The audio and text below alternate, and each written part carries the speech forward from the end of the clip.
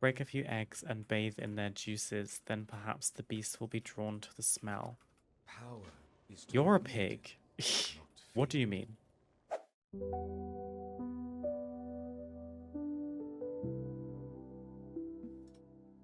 Hello, everyone. Happy Friday. Welcome to a brand new stream. I hope your weeks have been kind to you and you are excited for your weekends. My microphone can never get her right. Sometimes I feel like my mic isn't loud enough, and then I tweak it, and then I'm too loud, and I'm peaking. I think this is fine. How are we doing today? I saw a lurking Mechex, but way before I was even live today. Hello, Siri. I can watch Eva play WoW, and I cannot. I'm at the house until late tonight. Ooh, up to anything fun? I am indeed playing WoW today, so you can live vicariously through me. I'm here. I actually have a cup of coffee today, and before anyone says anything weird or judgy or is like, why are you doing that? Yes, I am drinking coffee with a straw. Is this weird? Please let me know. Because, to be honest, I used to do this every single day I streamed back in the day, even when it was like tea, coffee, whatever. I drink it with a straw because it's hard to explain, but it's just easier to do on stream.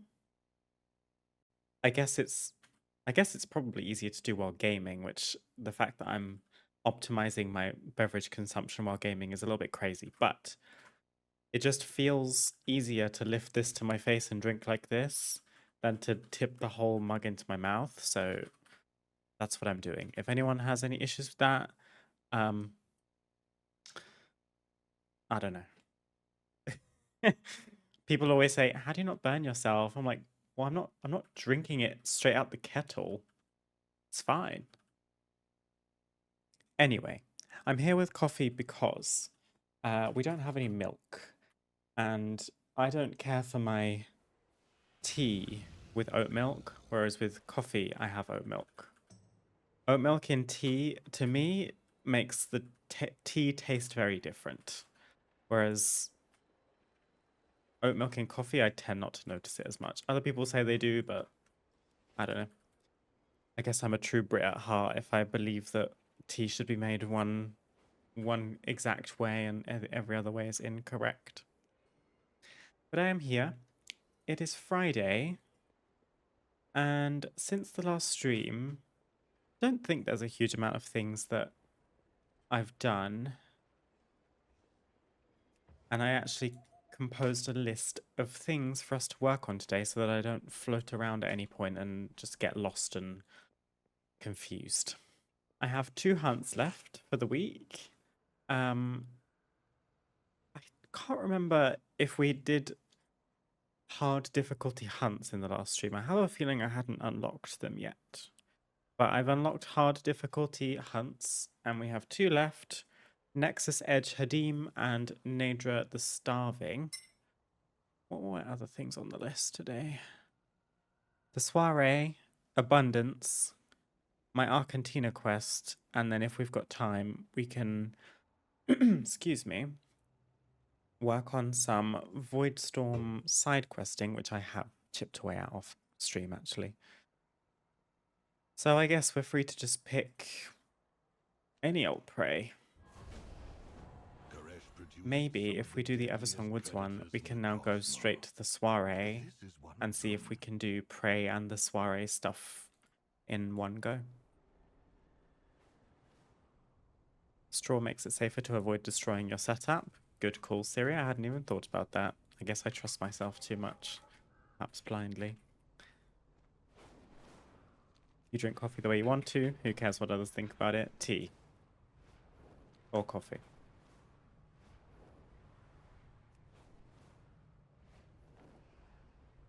What have you guys been up to since the last stream?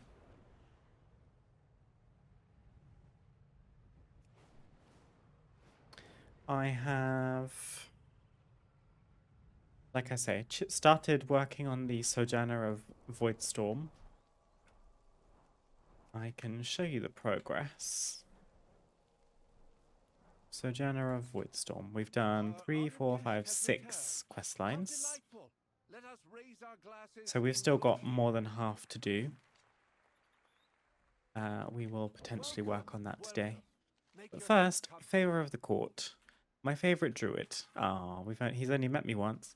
I'm delighted to see you in attendance once more.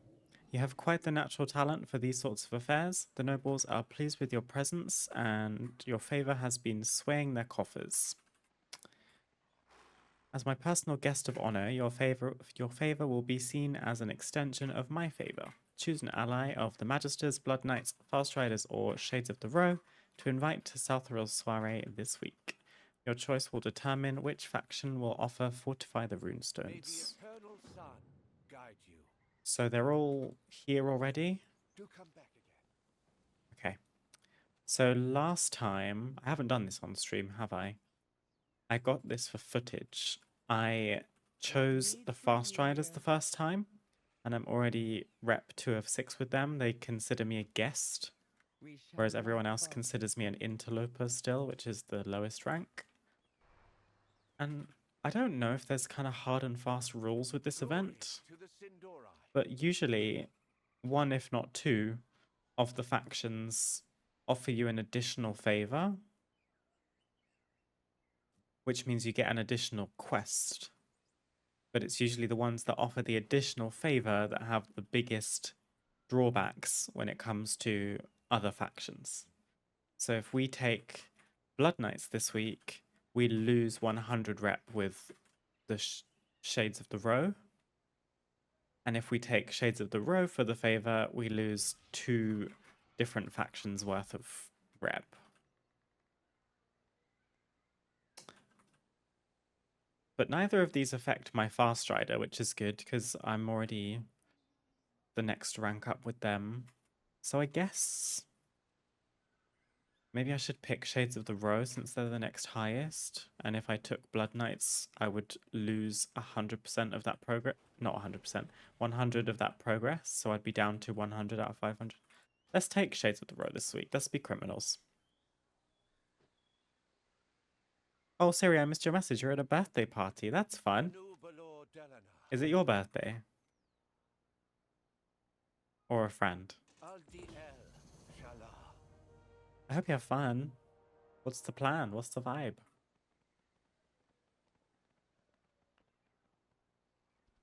Also, I thought we would have some lo-fi on stream again today, which, yeah, you can hear. Which means people watching on YouTube will hear nothing, unfortunately. I'm sorry.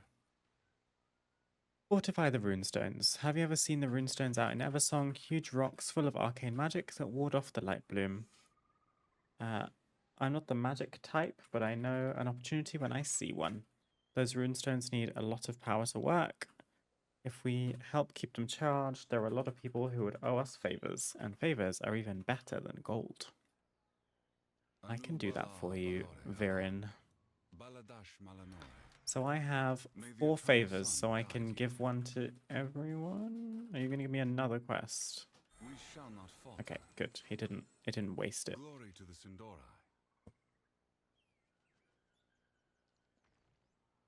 I'm hard focusing on the Blood Knights. Oh, interesting. Any reason? You just like their rewards the best? You strike me as someone that would hard focus the Magisters, Siri, since you're a mage. My birthday's in April, so are friends. Oh, cool. Oh, April's soon.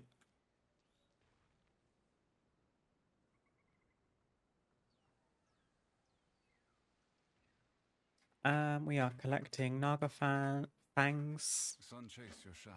I can do that. Glory to the Sindora. I would like to offer you a token of Lord Southrill's favor. Bright feathers from something. Magisters. Gosh, she doesn't like me very much. I took a hit, didn't I, when I took the Shades of the Row. Siphon magical energy from 6 scintillant worms. Oh, I did this one last week. Curious how many different quests they have to offer you. Sunwell's glory shine on Kill 10 Twilight Intruders at the Sanctum. Shirel Yeah, I think these are the same. Oh well, I don't mind. Show me my currencies, please. So according to this, I don't have any latent arcana, even though I'm pretty sure I didn't use them all last time. Charge the runestone. Maybe you reset to 0 when you hit reset. Let's go and do the fangs first, shall we? Let me make sure I'm in the right talents. Not that it matters too much now.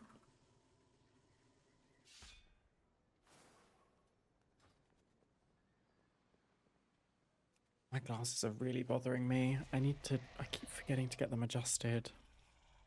One of the arms just digs into my head really bad, and it's not even because I'm wearing the headphones, they just do it. No matter kind of where I put them on my face. I could potentially take them off.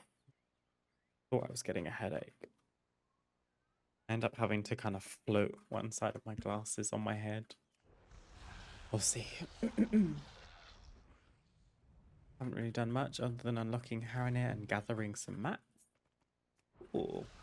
Yeah, I was looking at creating a Haranir just before stream actually, but I thought there's enough for us to be doing on my main still at the moment before I get carried away with another character. Because, let's be honest, if I'm making a Haranir, my first one's almost definitely going to be a druid, and then I'm just playing 2 druids at the start of an X pack when the first one's not even, you know, finished yet.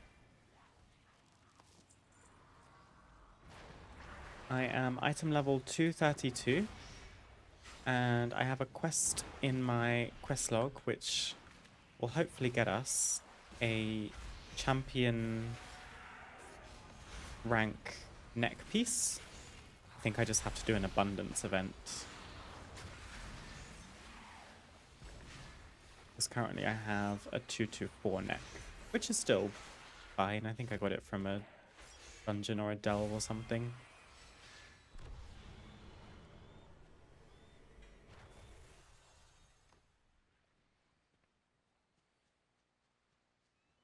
Did I get all the fangs already? Oh, I did.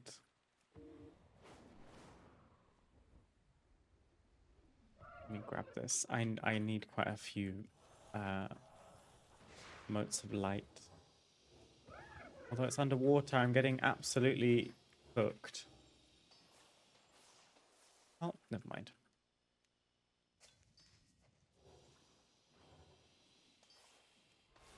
I missed it. Okay, well, I got 2, 3, 4. I got 5. That's fine. Let's go. Should we go all the way south and work our way back up? Sounds smart. Are you guys who are making Haranir gunning for Druid, or do you not mind what class you end up being? Because I quite like the idea of a Haranir Hunter too.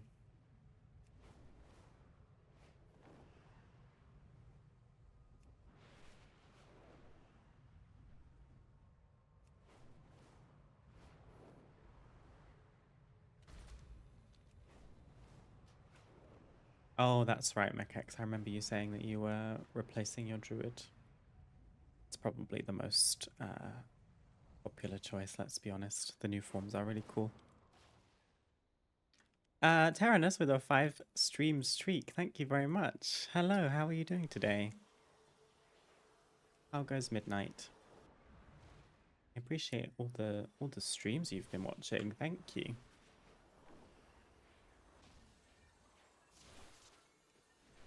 We are just chipping away at some like weekly stuff at the moment. I haven't done my soiree, so we're doing the soiree at the moment, and then somewhat simultaneously, we're doing a prey target because we're making some progress on our second to last one of the week. There's an anguish thing here, speaking of which. We have to check out the Argentina. Haven't done that yet. And I'm very curious what that kind of entails. Do we know if it's a daily thing, a weekly thing?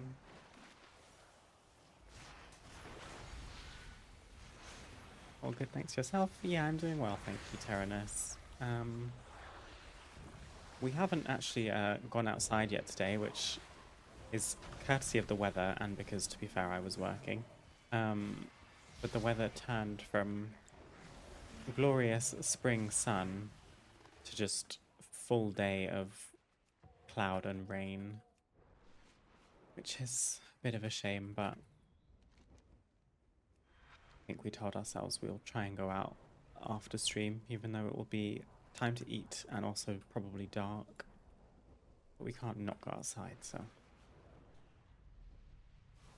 Other than that, I'm all good, thank you.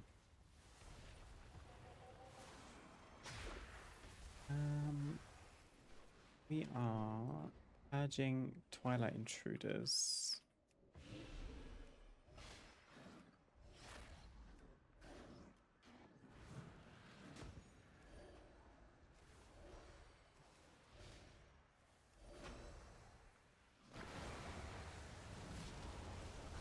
Oh, the extra action button actually does quite a lot.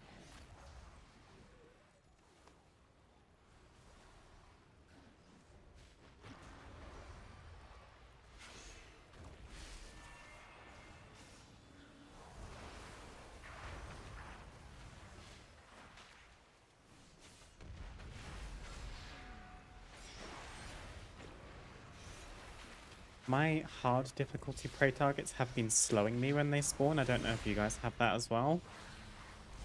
Stresses me out. I need to check if I can immune it by switching forms. Also, do you guys know this tip of follow the red cloud when you succeed in an ambush? Their little model appears in a red cloud and you can ambush it back and get some free progress. It's kind of useful.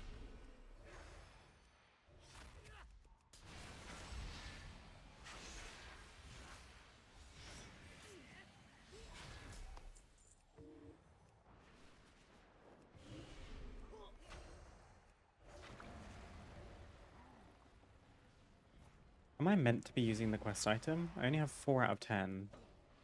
Oh, oops, I've just been killing them. Yes, I am. Okay, I thought that was optional. I would have been here all day if I hadn't noticed that.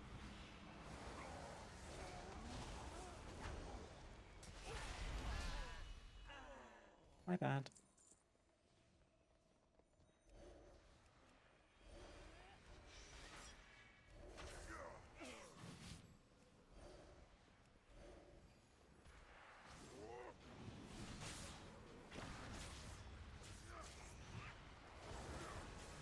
Oh, damn, they hurt quite a lot.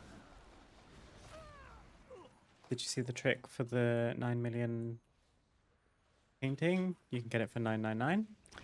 I saw an article about it, but I didn't actually read into it. I'd never seen that painting before. Am I super out of the loop? I mean, it looked like a nice painting. I would probably get it if we can get it for not gold cap. There are people who spent the millions on it and are now super pissed. Well, I mean, I bet. Gold cap is crazy. Why was it going for that much? Also, ow, ow, ow.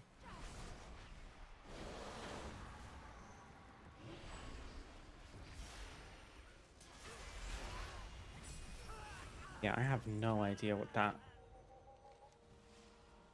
painting even is, so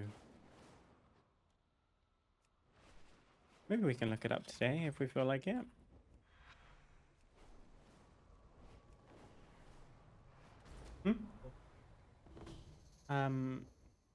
There's an article on Wowhead about a painting decor item that was going that you could buy for gold cap, but I think the secret finding community discovered you can get it for 999 gold,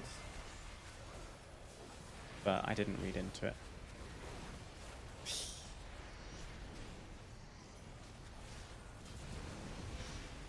This is gonna count as defending a runestone, I think, even though I didn't charge this at all. I do have my trade target here as well, though.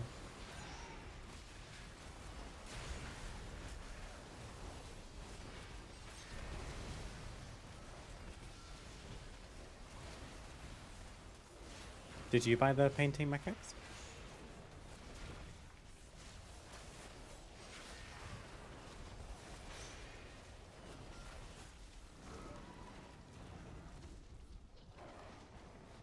Oh, it did count. Okay.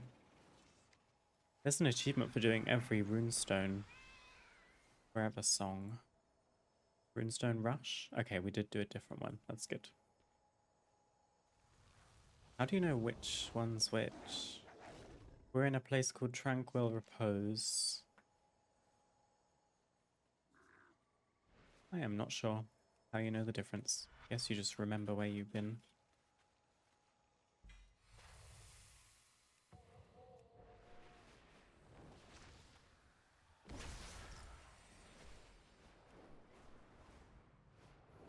Was a super big deal on the beta already. People being all mad about such a gold sink for a painting. It is a bit crazy. Am I being really ignorant? Is it a painting in real life? No, I know it's a decor item, but is it inspired by a real life painting? Because it looks like a very kind of Picasso-esque abstract painting. That's the only reason I can think why it would sell for so much. Because other than just being a nice painting, I don't get why it would be gold cap. And if it's gold cap, is that from a vendor, not like black market auction house? I'm very confused. I should really just read the article. Okay, all of our soiree quests are done. So we actually don't even need to spend any of our latent arcana today. Although I'm slightly curious if I could potentially charge a second one for the sake of that achievement. Maybe if I don't hand the quest in.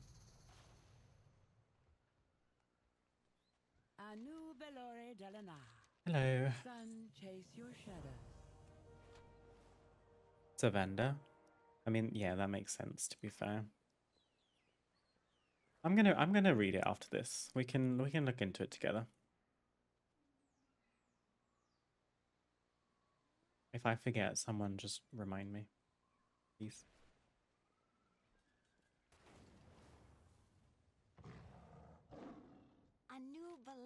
Hi, Talinia. Today you should sing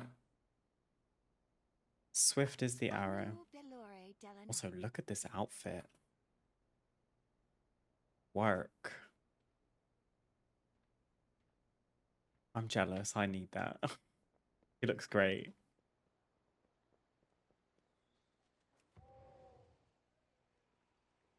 With perseverance, strength. With perseverance, strength. Okay. If I hand in the non-weekly one, We endure. throw the What needs dice. bring you here? Aldiel Shalom. Then I have...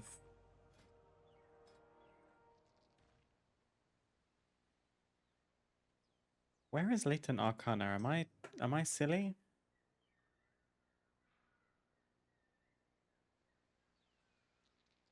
Bind to Warband.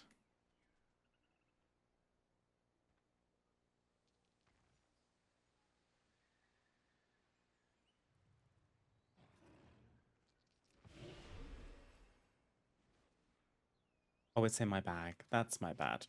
I thought it was a currency. I have 152, so I can charge a runestone on my own.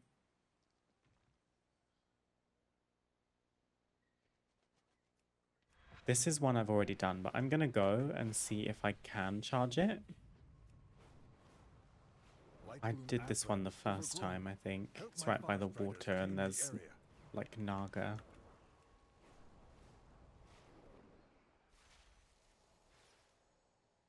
Okay, I can charge other ones. Fascinating. It said that there was one on Sunstrider Isle, I think, but I have a feeling there's only one up at a time. I'm being really greedy. This is very unnecessary of me to do. I guess I'm just speedrunning an achievement for absolutely no reason.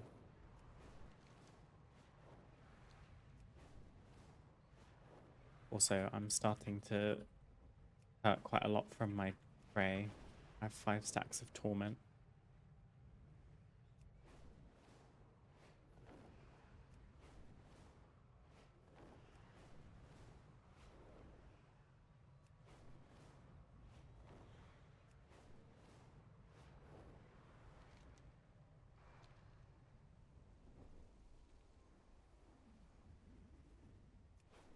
This looks like a runestone.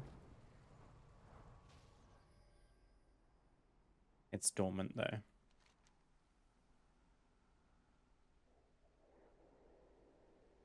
Okay, well maybe we can read about this gold cap painting while I wait to see if we get a new runestone activate. Speaking of which, I think we just got a painting. Eversong Woods, highest peaks.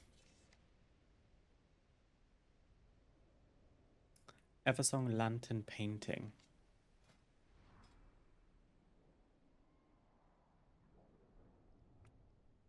Oh, that's quite pretty. I don't know why you'd have a painting of a lamppost in your house, but I have been looking for some more artwork, so guess I'll take it. Okay. I love lamp. I saw the article. Here.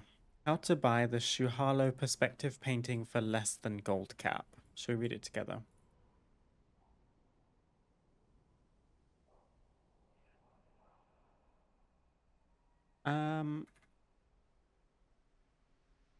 Krista from the Secret Finding Discord has found out how you can get the painting worth gold cap for only 999 gold. The Shuhalo perspective painting is bought from Kravitz Laurent inside the Murder Row dungeon. You can complete this on any difficulty of the dungeon, including follower, and can be done alone. The NPC is located behind the first boss to the left, meaning you do need to progress the dungeon to get there. Kravitz sells the painting for gold cap. Okay, I'd love to know how. So far, all we've been told is the same thing 3 different ways. All you need to do is talk to Kravitz with all 13 of Sargle's fortunes in your bags. You can buy all of Sargle's fortunes on the auction house, but you can also farm them yourself. Or you head down the steps to the first boss, you can find Soothsayer Sargle. Every time you enter the dungeon, you get 1 fortune from him, and all of them are bad fortunes.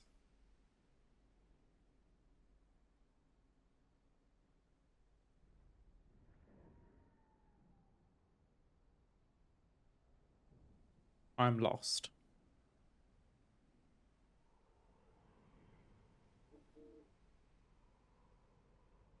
As in, you can buy all 13 of the fortunes to save time. But if you go in the dungeon 13 times, you'll get the fortunes. Every time you enter the dungeon, you can get 1 fortune from him.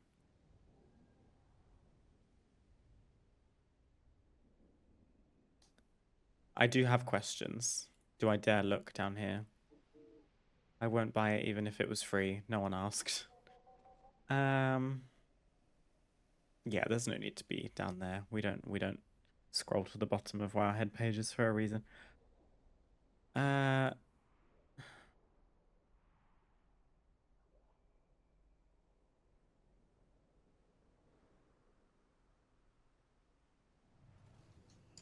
wait, let me see how I did this. This painting, the Shoe Halo perspective painting, in the dungeon Murder Row, you have to pay for this gold cap normally.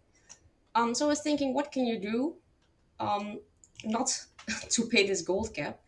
And as you know, when you speak in a dungeon to the soothsayer, a little bit earlier on in the dungeon, you can look this up where this is.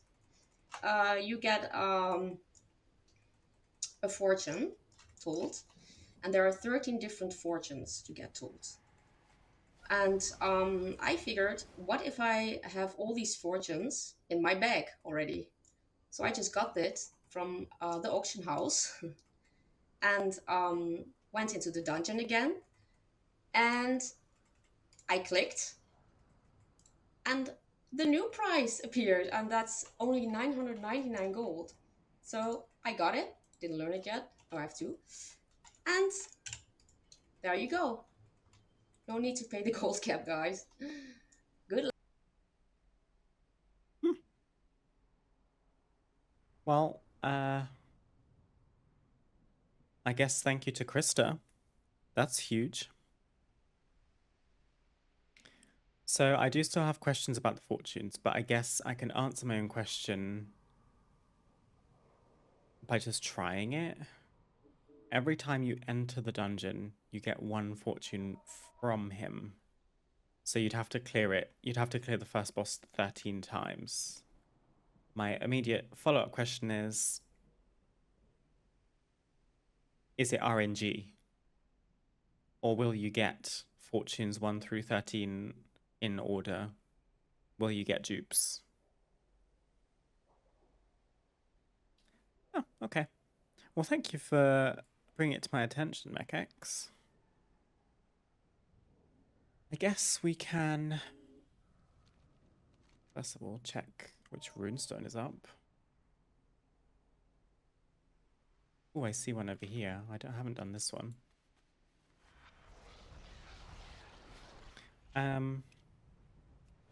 I can check the price of the fortunes now. I feel like with the secret being out, maybe they'll be really expensive. Oh, damn. It's gone. I was too late. Well, let me lie down. Check the auction house. Sargle. Yeah, okay.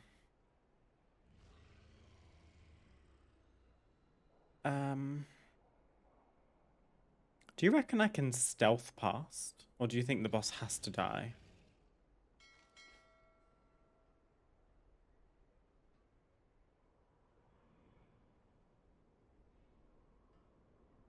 Still don't see a runestone right now.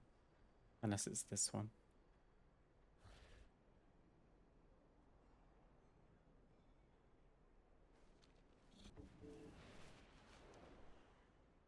I just go into Murder Row on normal.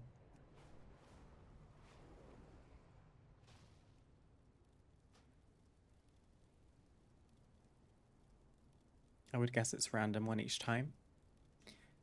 Maybe. It said you get a fortune from him. Okay. Busier than usual in here. We need to act fast. They're gonna have true sight, aren't they? Yep. Oh, okay. There's lots of mobs in here with true sight. Okay, I need to come in here with followers, I think.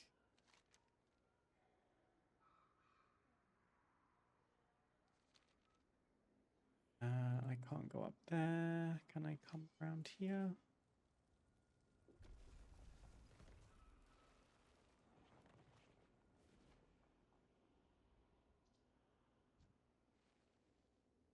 They're not gonna let me through, are they? Oh! I didn't mean it. I'm sorry. I'm sorry. Oh, ouch. Ow, ow. Busier than usual in here. Nothing, nothing. I was just kidding. I was just kidding. I thought that guard didn't have true sight like the rest. I was a bit confused. Okay, well, if we feel really deeply about that painting, we can work on getting that today. I'd rather not spend thousands of gold on it, because that kind of defeats the purpose, in my opinion. I'll never have gold cap. I've resigned myself to that. That's just gonna have to be okay. But some of them being 6,000 gold doesn't take too long to do it over and over. 13 times, right? Guess you don't have to do it all in one sitting. Runestone. If I'm late to this one, I'm just gonna go and hand in the weekly, put the fries in the bag.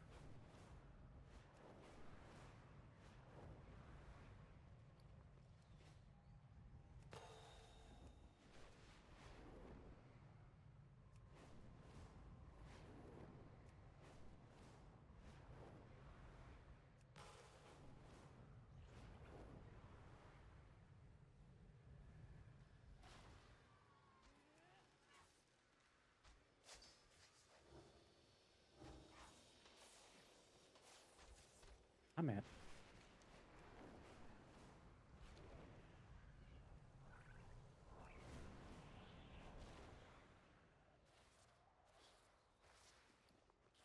I mean, this resets, so you can have all of my Arcana if you want. There you go. You're welcome. Have fun. I'm done, so I'm heading out. Let me see if that counted. Forever song. Defend all of the runestones. Okay, damn it. I may as well stay. I thought I just had to charge them. My bad.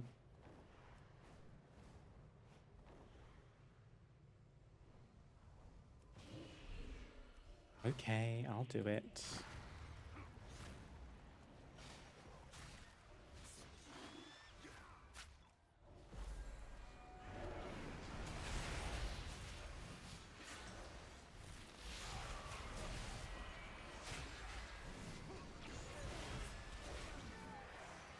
Might be something to farm for gold making too, depending on how long it takes to get to the NPC. Potentially, yes. Oh, I did not realize my prey target was here. Damn, he's taking a while.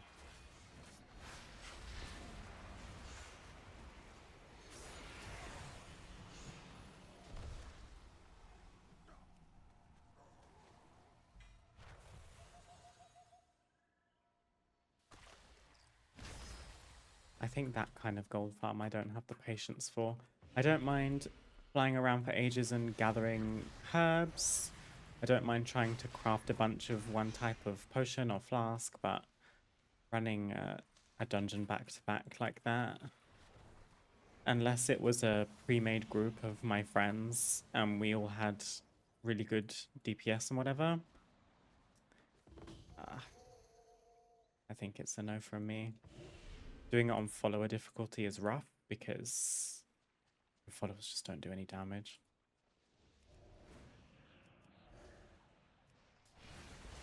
But if people are going to buy some of the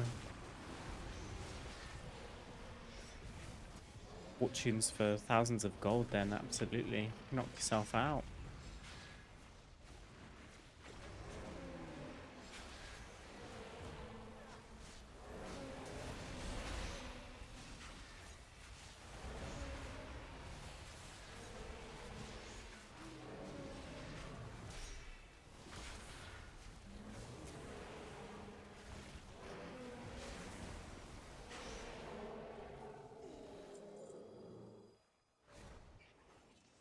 There we go. That was Dawnstar Spire. Now we can hand in the weekly. You don't even get anything for doing that achievement, but it's part of the meta. I guess I'll do it.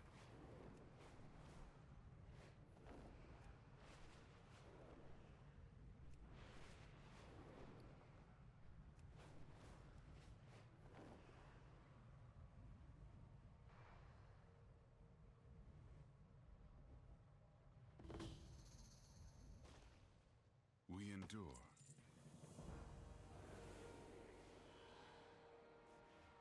Okay. We increased our rep with the Shades of the Road to guest, so that's another one that's 2 of 6. And we got Silvermoon Court Sunwell's glory shine on you. 12. My To goodness. our traders, masters of discretion and defenders And we of get Eversong. A new Belor a Delanar. cluster of Voidlight Marl. Oh, Karis, he's right here. My goods are one of a kind. Oh, 1,000. I'll take it. Honoria Shala. And then the cash. We got 100 more Marl plus crests, which I'm capped on, I think. And 4,500 gold. Very nice. Oh, I sold a recipe, a jewel crafting recipe for 35k yesterday. So I'm up to 513,000 gold. We'll take it. And I've pretty much reimbursed myself on the Marl that I spent on these decor pieces. I bought these the other day just because I haven't actually bought any decor since Midnight launched. I've obviously got all the stuff that came from the campaign, and I've got a few side quest lines left in case there are any from there in Voidstorm. But I thought, well, Marl is a cosmetic currency, so I may as well start spending it. Return when you need more. Cool. Can I see what my standing is now? Glory to the Sindori. No, Do unless come I back go again. up to them individually or check this. So it would be good to work on the Blood Knights or the Magisters next week, bearing in mind that it might impact the 2 that we already have ranked up. But it is what it is. It doesn't appear that it impacts it massively, and you can counteract it with the way you play the soiree, so I don't think it's too big of a deal. But the soiree is done. I have a little checklist of things that I wanted to do today. We can head over and do the Abundance quest. This is the thing that's going to hopefully have an upgrade for us. I really like this mount, but it's very noisy. Every time you use a skywriting ability, it has a sound cue, and it just growls and grumbles the whole time. Which is a bit weird.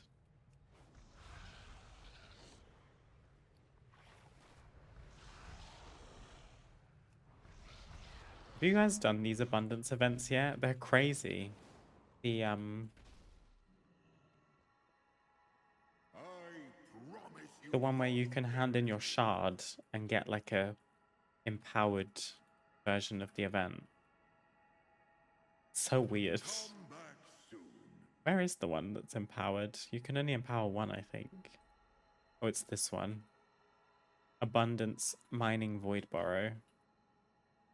You get unalloyed abundance. Should we go and do that? I'll just do this one. We're right here. Much waiting to be found. I have no idea if I'm like good at this. Apart from being in a big group and just nuking everything, I don't know if there's a way to be good at this. You just kill everything, loot everything, and hand it in. I feel like Moonkin's probably quite a good spec to be for it, though. In terms of tagging things and the sheer AoE of it all. And I've seen people standing in the contributing zone killing stuff for efficiency's sake.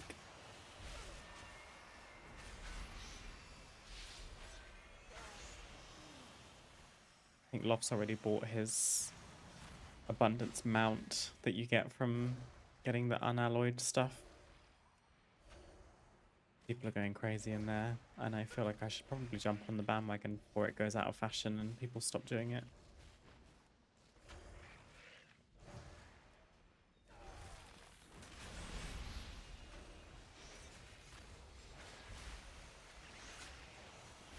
My public altar contribution is almost half, at least, which is good, like cumulatively. That's a weird little event, I have to say.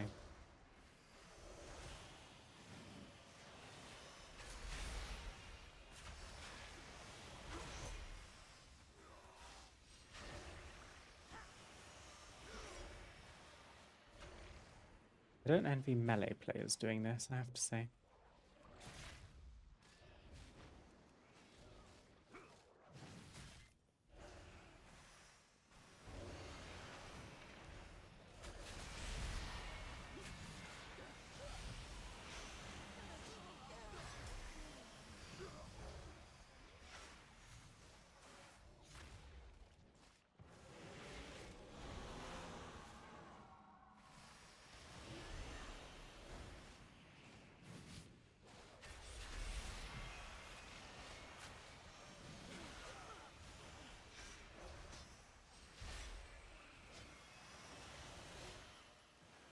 Hi Eva, hope you're doing good. Hi Lee. I'm doing well, thank you. How are you doing today? Hope you're excited for your weekend.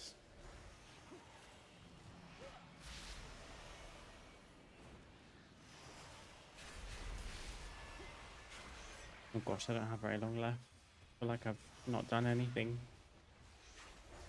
10 seconds. Okay. One last push. Eh.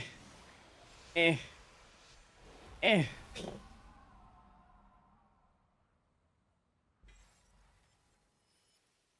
Yeah, 5 mile, I'll take it. Why not? Ooh, yeah, that's not very good. Never mind. I was doing that simply to fulfill my quest, and then I'm guessing, yeah, back in Zulaman, this hands in for my gear piece. That's what we're here for.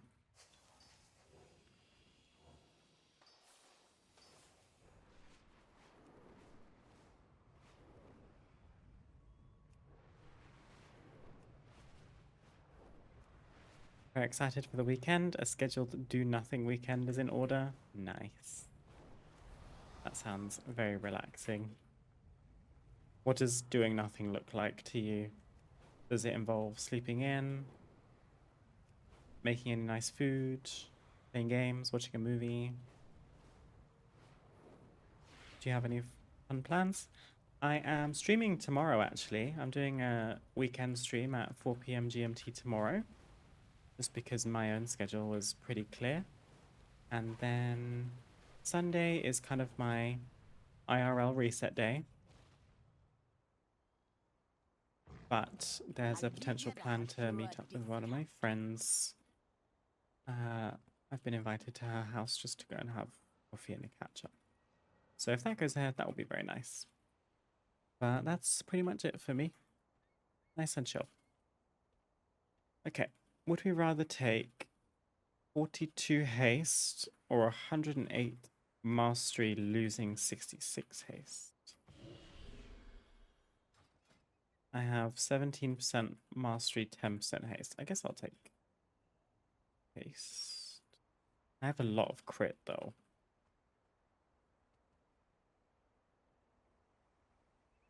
I better take the mastery. Recommend me to Zudara, will ya? My goods are my pride. That moves us up to 234 item level. This music is not the tea. Let me see what's going on here.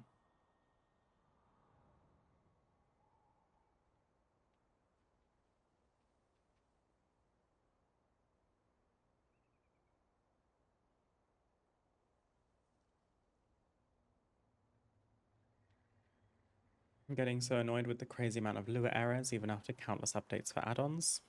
Come back soon. Bug Grabber and Bug Bag help, but still got to reload the UI every 15 minutes. Really, that hasn't been happening to me too much. I guess right before the expansion launch, I cleansed my add-on list, so I have a lot fewer add-ons than I used to. But Many deals for a friend of the Grummels. I don't know. I have had a couple Lua errors, but typically reloading once seems to fix it for the rest of the play session, I would say. But that is frustrating, Mechex. Okay, we got our neck piece. I probably should spend my shards of Dun because I don't know if these reset with the weekly reset. Actually, I guess I know the answer to that because I got 8 before the last reset and they haven't reset. So we're fine. but those unalloyed ones are quite funny. Although I get crazy frame drops. Tell you what, let's go back to Eversong Woods. Because I need to finish my prey target. And I think we're almost finished. We must be, because we've been ambushed quite a few times now. Then once we're done with the prey, we can think about moving to Voidstorm.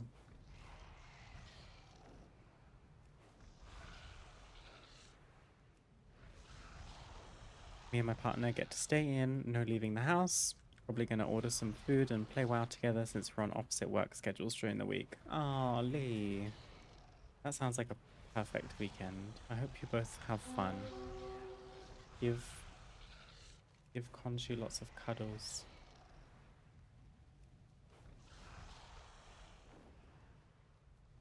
Does she like to keep you guys company while you play? I just feel like if I had a cat in my lap right now, purring away, keeping me warm, I would be just set. I'd be set. Who is Bad Zed? I've never seen this rare before.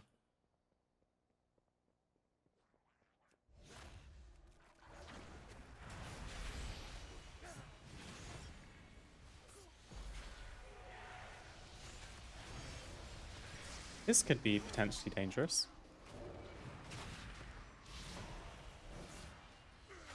I should probably get the hunt prey person down to 50% before I finish the rare.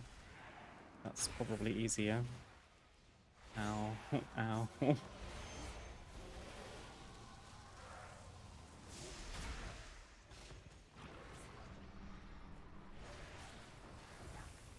Bye, Hadim.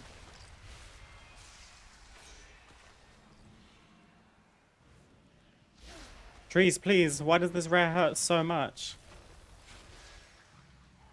Probably because I'm taking 14% increased damage.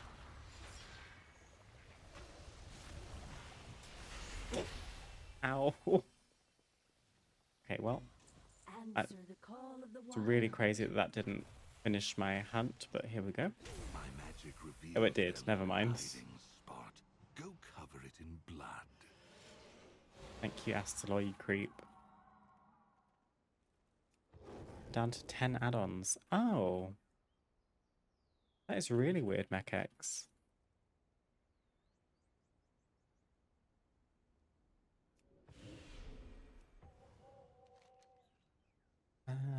Where is my prey target? All the way up here. My partner's still been learning to play, so it's been interesting learning to slow down to their pace. Oh, I remember you saying that. Yeah, you've been teaching them. That's so cute. Very wholesome. She likes to sit behind me in my chair. Oh, as in behind your back in the chair or behind your chair?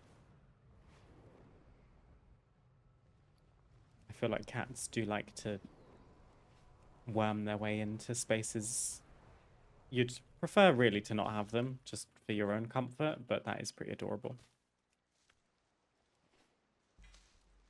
Ooh. Got 4 herbalism knowledge and another seed. Gosh, I don't think I've got one with 4 knowledge on it before. It gets us to 15 out of 40 Bloombringer. 15 finesse while gathering Tranquility Bloom.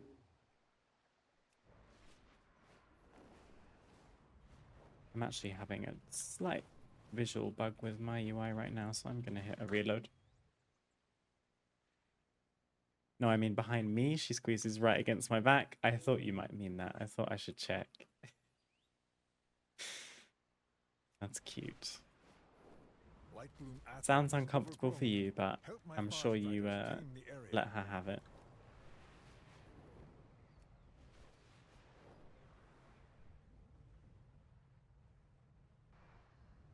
I tend to have our fluffy baby under my hoodie, but that makes me super sleepy. It would probably make me sleepy, or potentially super warm, which then in turn makes me sleepy.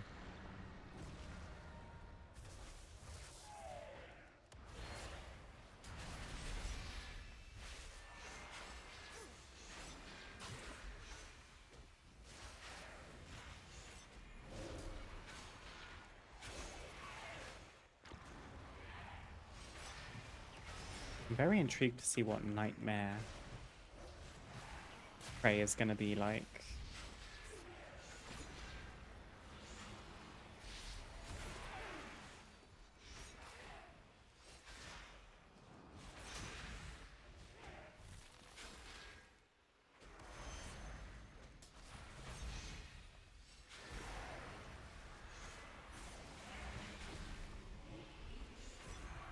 Assassinating the assassin. Oh, how delightfully quaint. Cool.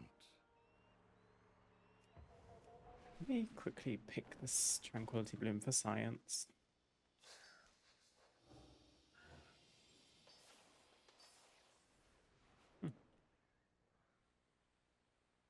Okay, and we can actually take this portal back.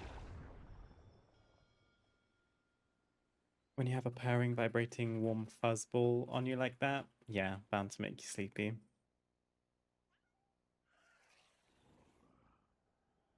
The purr and the warmth of a loved animal can be enough to put anyone to sleep, I'd imagine. Back when we had Yuki, he was kind of an on and off cuddler. He didn't really love to sit in your lap. And to be fair, I wouldn't be able to have him at my desk right now because I'm too close to my desk. He was a bit of a chonk. He kind of preferred to say, at my parents' house, they have reclining sofas and a reclining armchair. So my mum would sit in her armchair with the footrest kind of elevated, and Yuki would sit on the footrest part, so against my mum, but not on my mum. And he just liked to be stroked and petted, as opposed to physically being cradled or cuddled in that way. But it still is very therapeutic to just stroke. He used to have velvet soft ears, which was very relaxing. For all parties involved, actually. Okay, the last prey target we have is in Zulaman. I don't actually have anything to do in Zulaman right now, barring the Prey World Quest and another World Quest here. So we could come back to Prey a little bit later, as opposed to Voidstorm, which is chock full of stuff, including all the side quests I've been neglecting, and the Abundant Harvest thing. I don't know what to call this. What do you call it? I'm just going to call it... I don't know. They call it Abundant Harvest. The big one, you know? The one you can supercharge. So I think Voidstorm might be the next stop.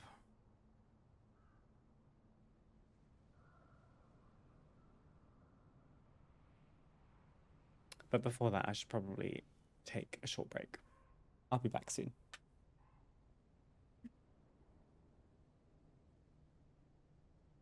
How are we doing?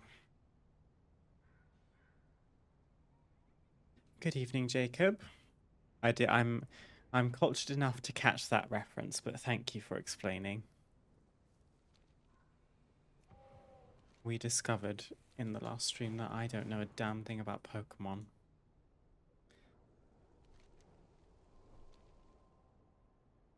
Khonshu is thought of the same currently. She likes to be close on her terms. Yeah, every pet's different, aren't they? But we love them.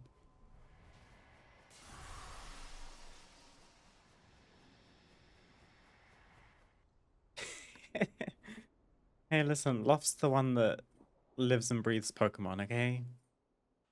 He loves it for me. There is so much going on here. I'm gonna bypass everything and just go and do this abundance thing. I'm honestly curious if my PC can handle this while I'm streaming, because I get severe frame drops from entering these abundant harvest abundances. See, this is why I want a name for it, because that's such a mouthful. There's usually so many people in these instances, and there's so much going on. My PC just struggles.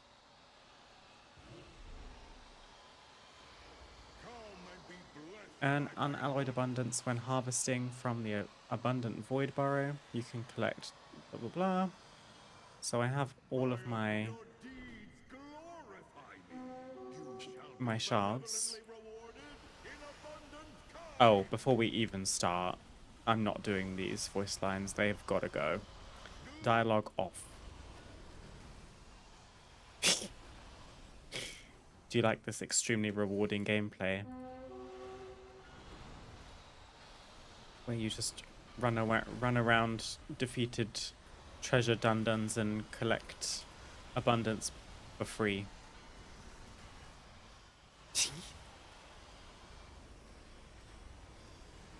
Because that's what this is. I've been so distracted I haven't unlocked Voidstorm yet. What's the abundance stuff I've been hearing people talk about? Abundance is the Armani tribe related renown activity, but the actual event itself takes place in all 4 of the Midnight Zones, so Eversong Woods, Zolaman, Harandar, and Voidstorm. There are caverns in each of the zones like this, where you get the lower of abundance called Dundan. He's a little, what is he? Like a rat? A mouse? I'm not sure.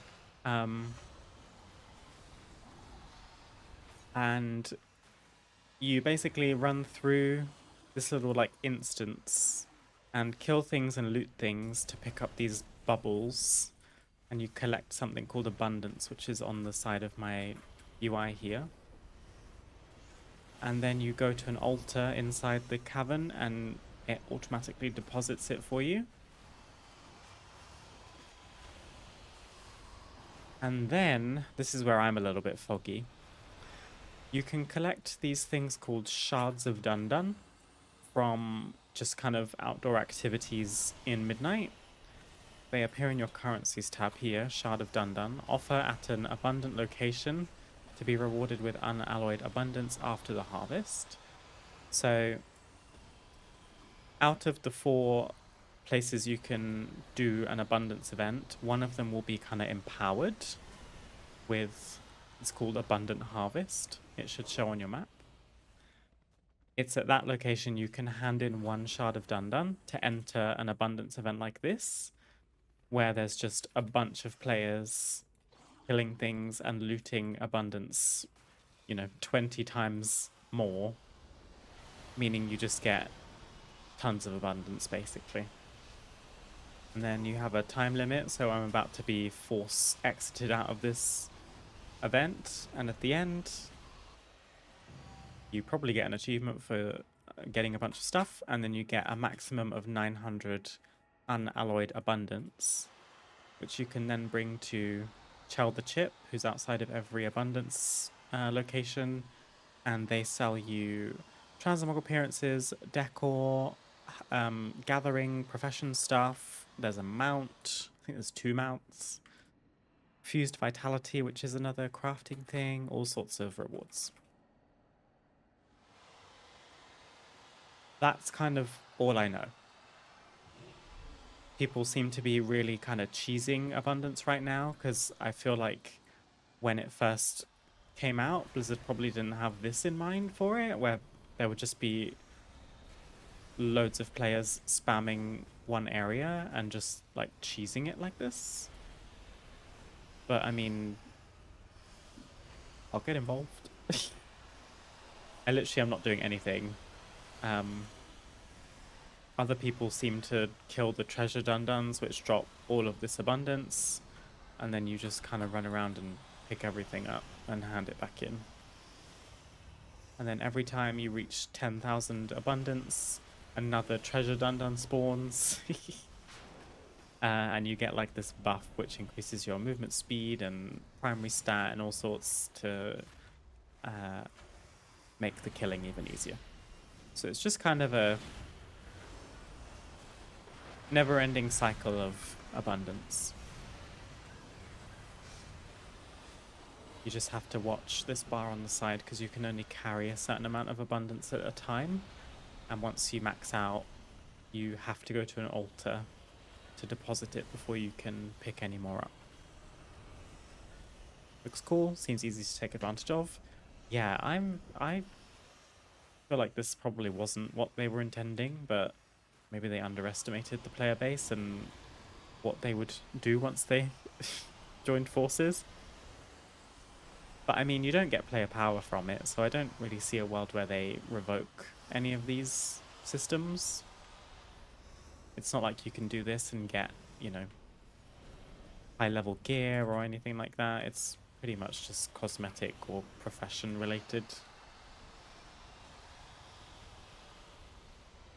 I don't think you'll see any world first raiders doing these for the sake of gearing up for Mythic Raid.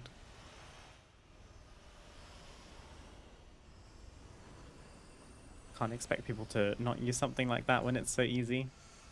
I didn't really know what to expect either. Like, this event and the Haranir one were the two that kind of didn't click in my brain. I wasn't paying enough attention the first time I did them. So by the time I finished them, I thought, what did I actually just do? And like, what was that even relating to? I'm confused. But I just did a tiny bit of research, and turns out this is exactly what this is meant to be doing. And don't ask questions. Run in with your shards of Dun-Dun, activate abundant harvest, and reap the rewards, I guess. I thought since I'm capped on my shards and there's nothing else to use them for, I may as well deposit them into this. They have also hard capped you at 900 unalloyed abundance, so you can't get infinite amounts of it from one event. Idol of Abundance. Maybe I should pick this up.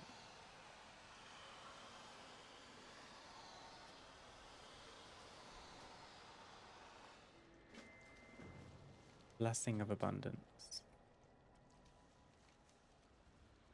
This idol proves the depth of your bond with abundance. Speak with Dougal at the altar of blessings. Oh, okay. It's not the most riveting thing you've ever seen in your life, I have to say.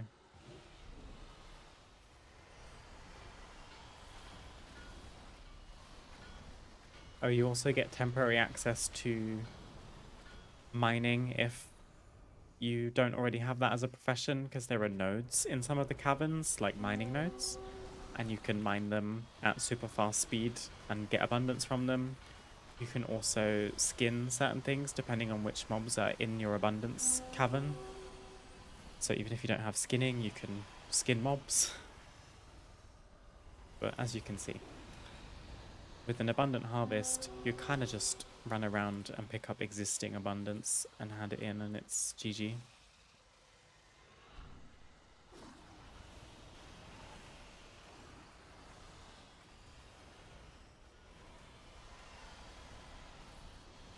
I'm assuming those events unlock once you complete the story in Voidstorm? Correct, yes. All of your faction events unlock with the campaign, as do world quests and the prey system with Astalor. Not the cantina, that's Star Wars. The Arcantina. Those all unlock once you finish the campaign, which, yeah, you're on the last step. So once you're done in Voidstorm, the last quest is called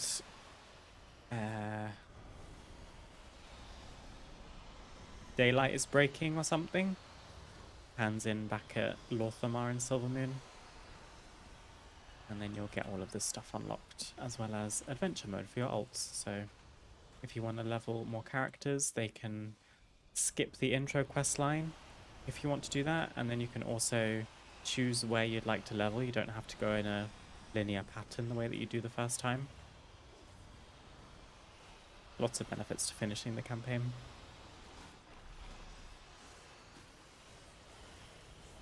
I'm so slow. I keep getting so distracted by lumber and everything to collect.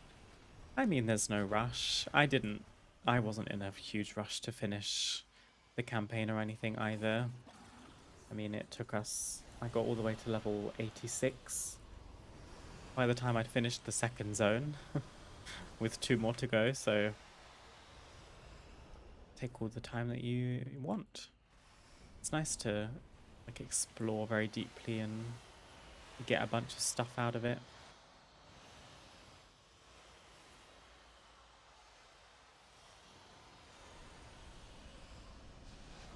Gosh, I'm depositing very slowly.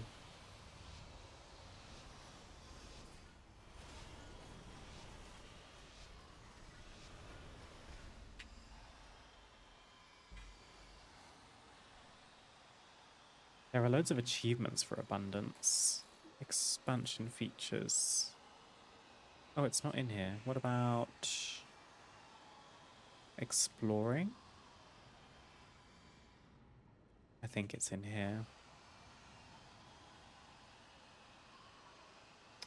Abundance. Professionals only. Harvest from an artisan node in an abundance event.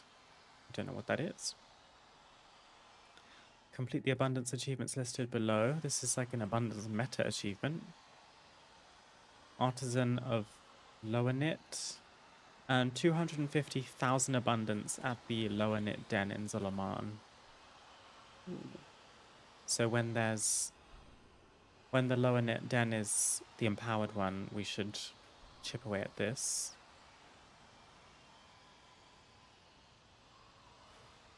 Abundance Artisan of Floret? Floret? Okay, 250 abundance. Pretty substantial, but with the empowered ones, they don't actually take that long. Abundance lower of all trades. Complete an abundance event having earned points in every score category. Complete the abundance achievements listed below. Many things.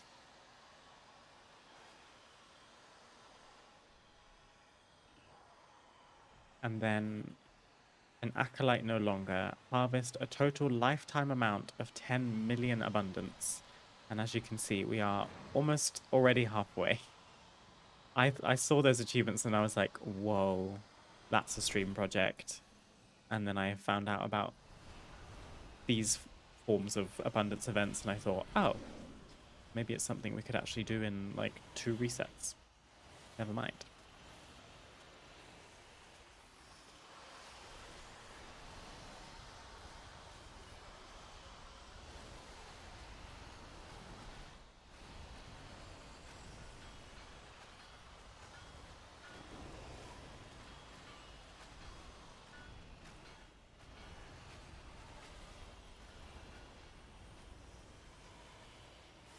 Almost finished my last zone, then I'll have to go through Voidstorm. I know we briefly talked about it last time, but Silvermoon and Eversong are by far the best looking zones in my opinion. They've done a stunning job. I think they're my favourite too. They are incredible. I love the colour palette of Silvermoon and Eversong. Yeah, it's beautiful.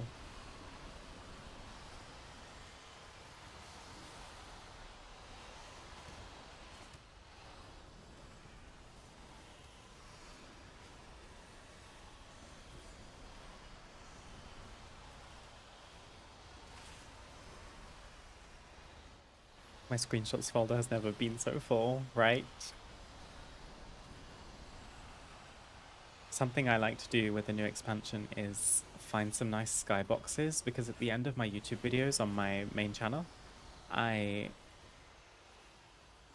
have an end card with just like a related video or a suggested video for the viewer and my channel to subscribe to and everything. And I thought, skyboxes can be really pretty and wow, I should use them for something. So I use them as my end card. I used to do it back in the day and then I stopped for a while. And now I'm back on my end card BS, so I immediately stopped. I think I was on the beta just to make sure no one would interfere with the shot. I sat at the kind of gates of Silvermoon between the isle where the Sunwell is and the city. And I just put the Sunwell beam center of my monitor into the void and I just filmed it for 15 seconds, and I was like, this is so relaxing just to watch.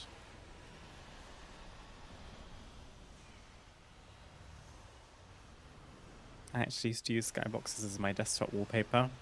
I had the Shadowlands one for a long time, where the skies ripped open. I thought that was a really cool one.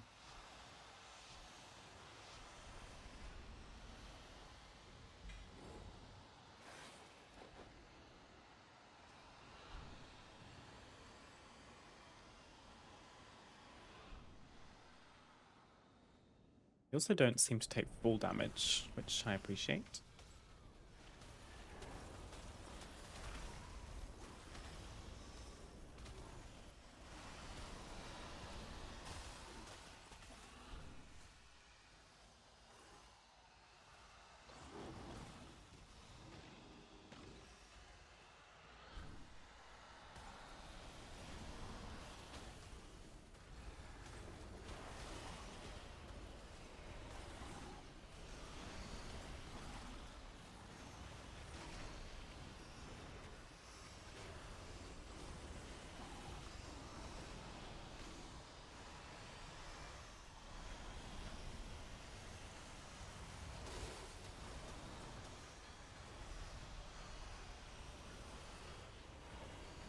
I appreciate this isn't very exciting content to watch. It's a complete car crash in terms of what's actually visible on screen, but I thought I may as well use my shards. I was gonna be in Voidstorm anyway.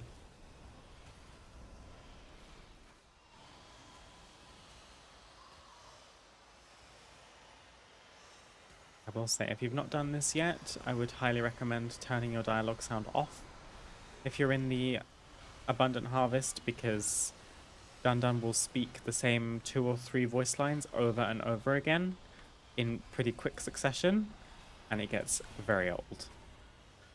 He's adorable. I love him. He's just a bit annoying to listen to after enough grinding.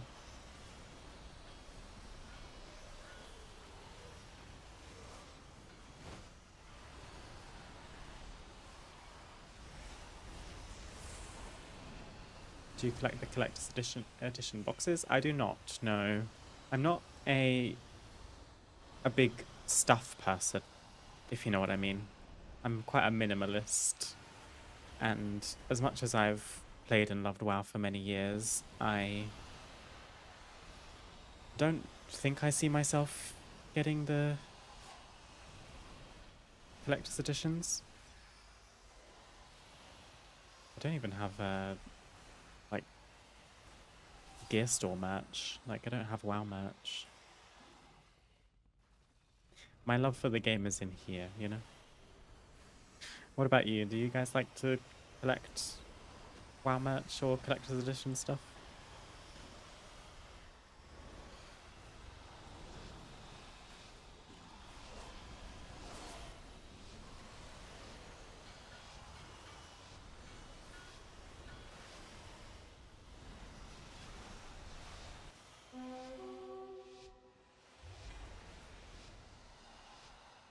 How many more do I have? I've got 3 more. That won't take very long. One harvest is 3 minutes. That's fine.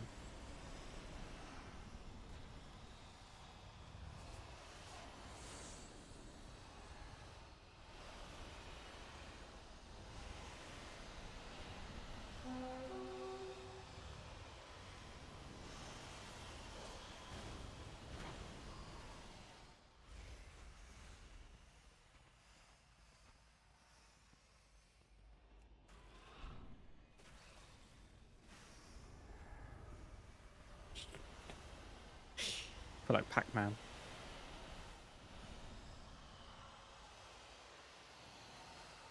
I don't wear any apparel, but I do like the boxes. They sit nicely on the shelf. Plus, I'm such a huge fan of art books, and each box having their own art book to look through is so nostalgic for me after an expansion is over. That's a good point.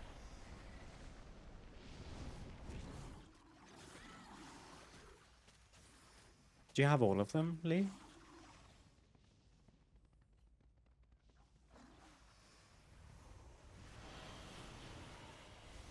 It is like Pac-Man.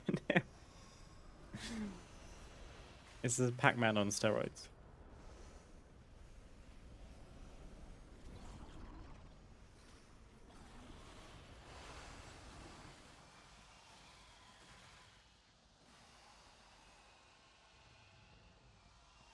I want to know what these artisan nodes are. I haven't found one yet. Artisan node. I'm guessing it's like a mining node or a herb, maybe? I don't know. Artisan. Glory be to a bounty so richly abundant. That's right, done done.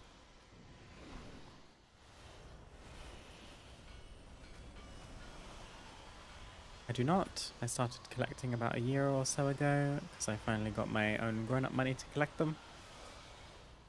Oh, it's the start of a very exciting journey.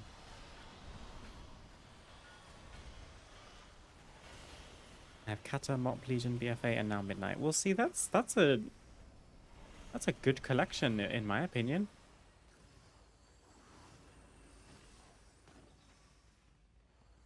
Those are some nice expansions in my opinion too. Especially in terms of art. I bet the Mop one is gorgeous.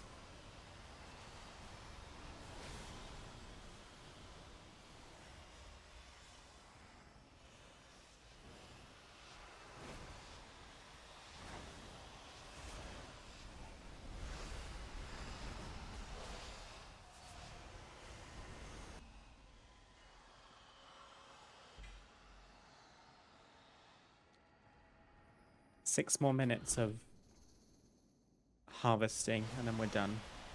We can move on. I can tick abundance off my to-do list for today. What does it say here? Harvest lower night ore and feed it to the altar. Okay. It's literally just telling us to mine stuff. Wondered if I was missing anything.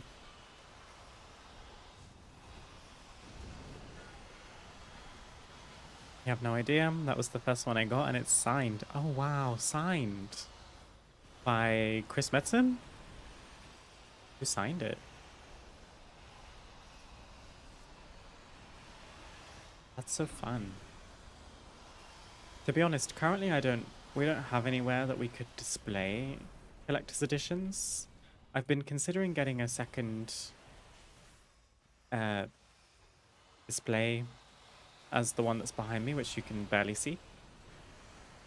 We just have to be careful because there's a door over here, and if we were to put a second one, I think the door would probably swing and hit it, which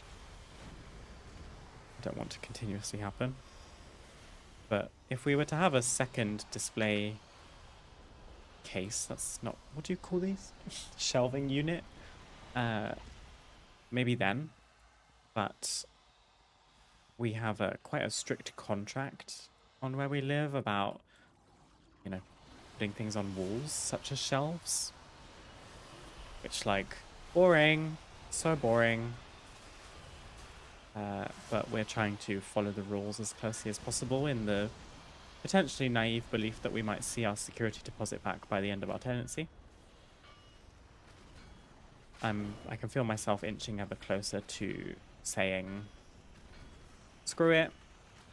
I have the nihilistic perspective now that we will never see security deposits back regardless of how neatly and tidily and safely we live in a property.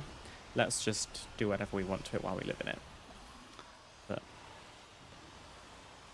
we'll see. There are two of us living here after all.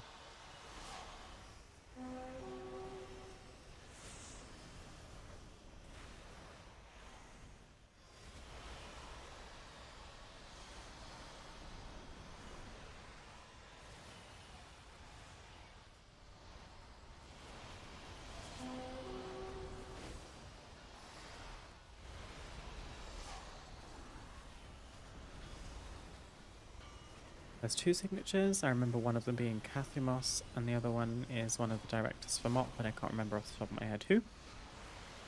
I don't think I know who the first person is that you mentioned. Is that bad?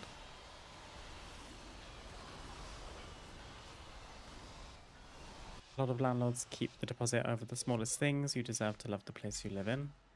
What I think as well.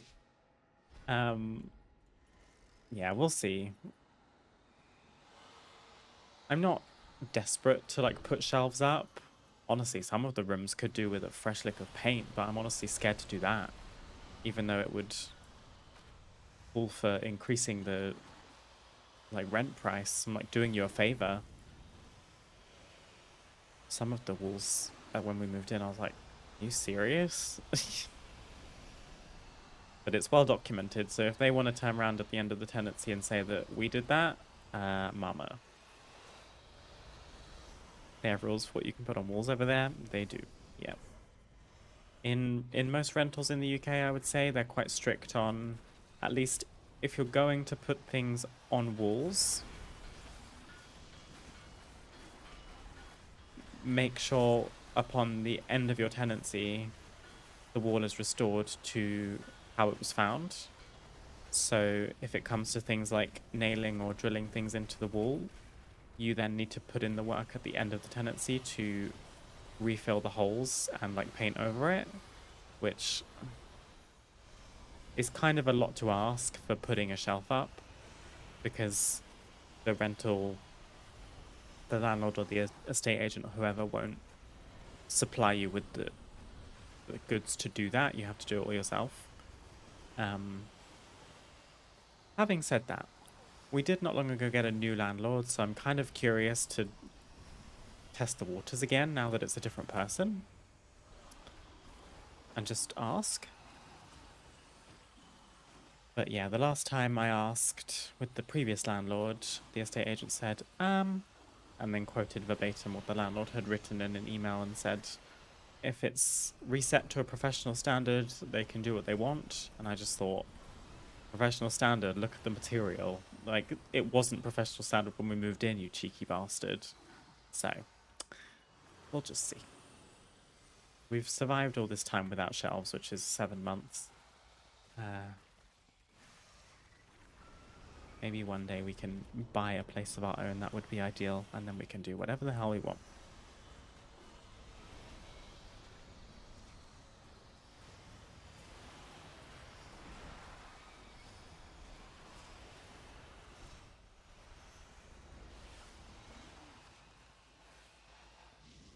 Oh, Mechex, I thought based on your question that was not a standard thing.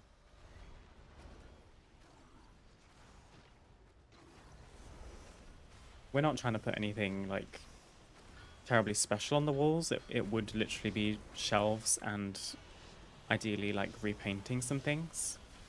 But I don't know what they're gonna say about like, what if I want to make this wall a sage green?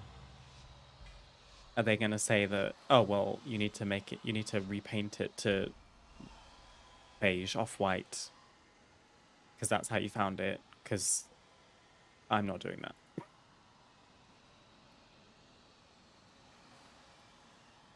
Okay, did we use all of our shards? We did.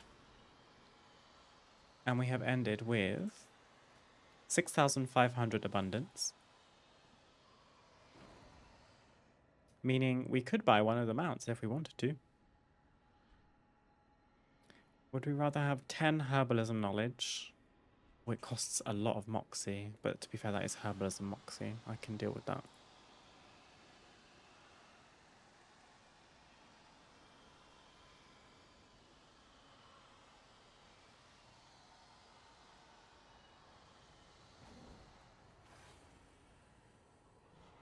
Such a pain. Our place is the same.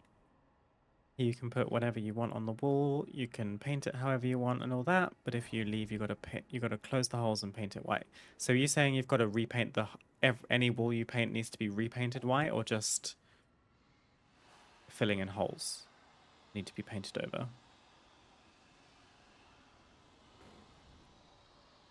I mean, annoyingly too, most of the walls here are wallpapered and painted over, which is just even worse. The whole wall. I think that's really egregious. I don't know if I'm just naive because this is my first rental, And maybe I'm sounding like a spoilt brat. But like, yeah, I don't know.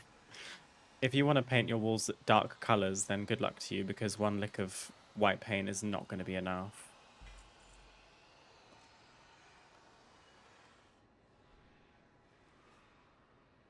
Our place lets us paint the walls, but it's $2.50 per wall we paint. Is that $2.50 if you don't put it back the way it was? That's even more crazy.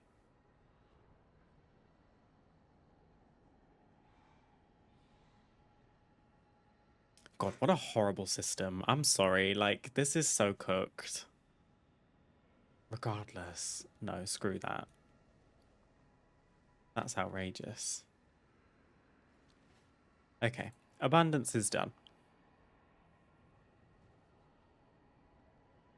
I'll cap off that topic with, we do have access to command strips, which, if you get some of the heavier duty ones, can hold the weight of shelves with things on them. So that's always an option. I used them when I was at uni, and I didn't have any issues with deposits and whatever by the end of my tenancy, so maybe that's the way forward.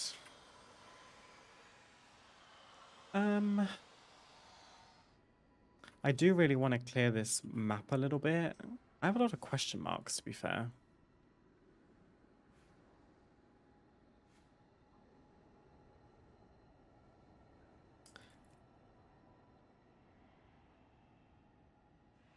So maybe I'm closer to finishing some of these quest lines than I thought.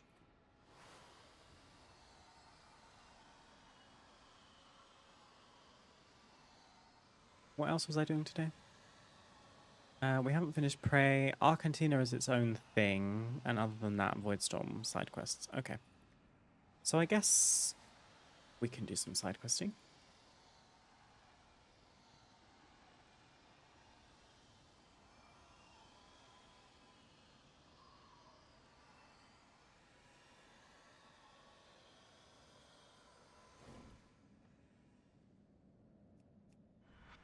Let's do the Nether Scent. Oh, hello lag. Oh my god. I think this abundant harvest is kind of cooking the zone at the moment.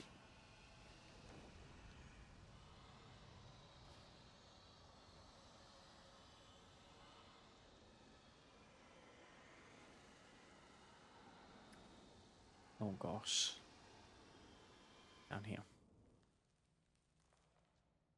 Oh, a Draenei. Haven't seen very many Draenei so far. I think it's to deter people from actually painting the walls. Who's gonna pay that much to paint? If they do, then the place I'm renting from just makes money off of it. Yeah, that's crazy. We're also not allowed to use any adhesive, so we can't use command strips. We can only use nails, and they have to be patched when we leave.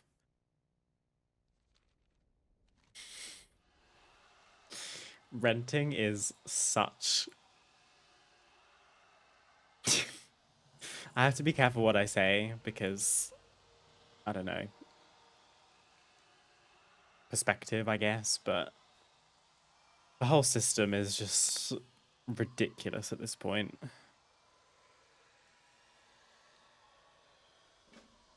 Okay, I'm actually going to veto Voidstorm for now, because I have latency, courtesy of the harvest, I think. So I'm going to peace out. Shall we use our personal key to the Argentina? I want to see what the Argentina is all about. I've not done that yet.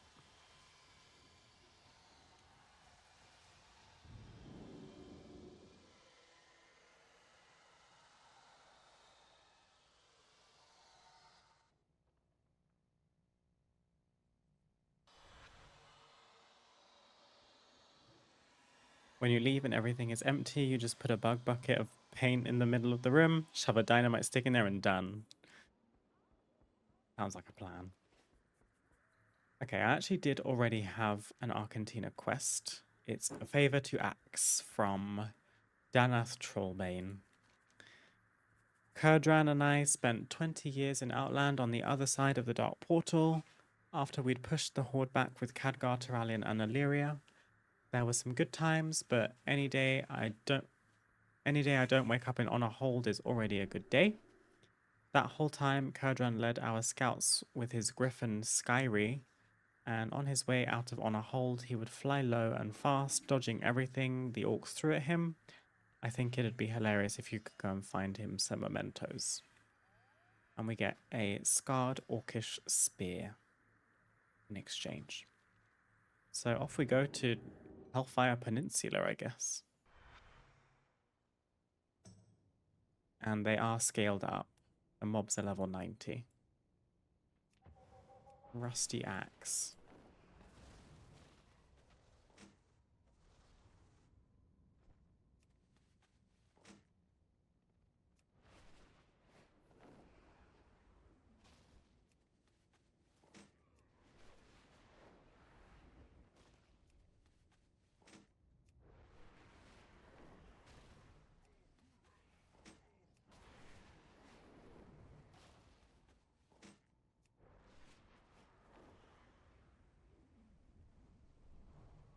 I'm being a bit of a cheapskate here and just stealing them all off the ground so we don't have to do combat.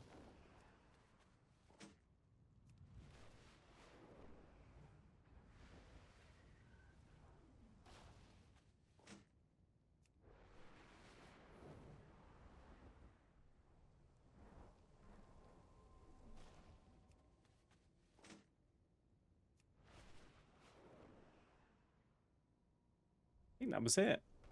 Use the Argentina key. Luckily it's got like a 1-minute cooldown.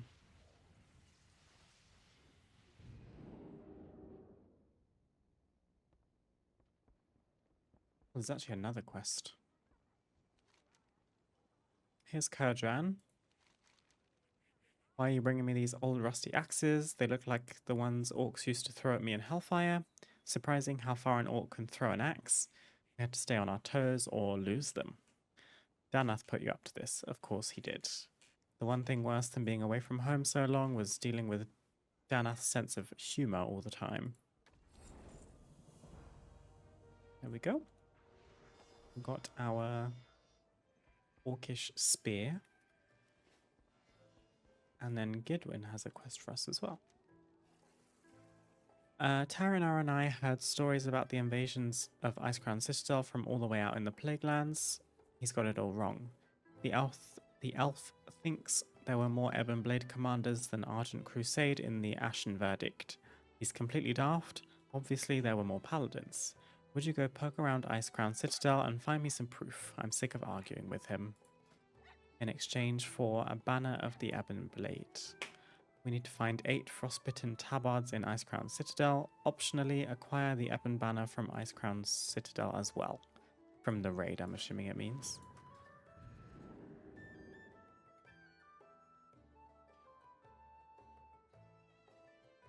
So the Argentina doesn't take very long.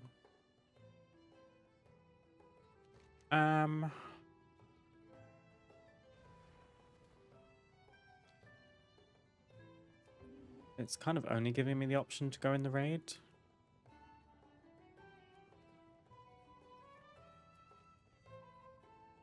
I'm curious. Surely these aren't level 90s. No.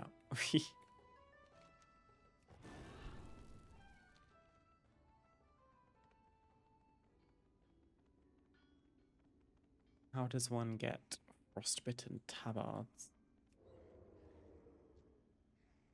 Off the ground, it seems.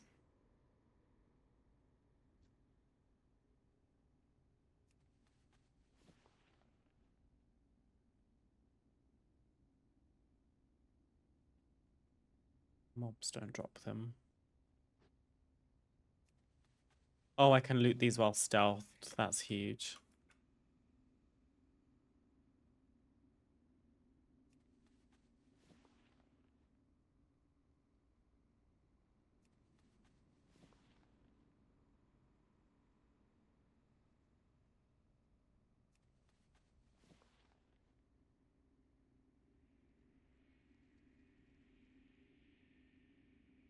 I will say it seems like the decor that you get from doing the Argentina, if you want duplicates of them, they're quite expensive. They all cost a lot of Voidlight Marl. And I mean, I don't have tons of it. I guess weekly quests is the main thing you get them from. Oh, please let there be one more tabard around here. Don't make me do the whole raid.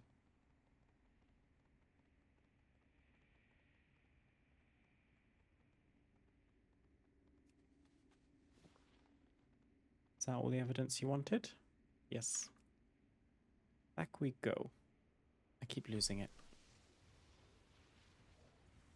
They changed the way that this toy works very quickly, because originally you could use the toy and then if you head out this portal, you would reset back in Silvermoon. They've changed it so that you now spawn back wherever you use the toy. So it's not just a free Hearthstone with no cooldown.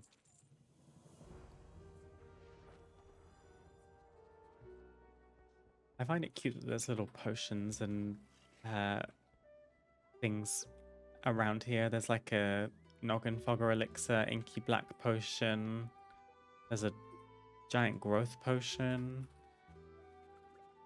Am I going to regret this? Okay, it doesn't make you that big. Ooh, a sipping glass.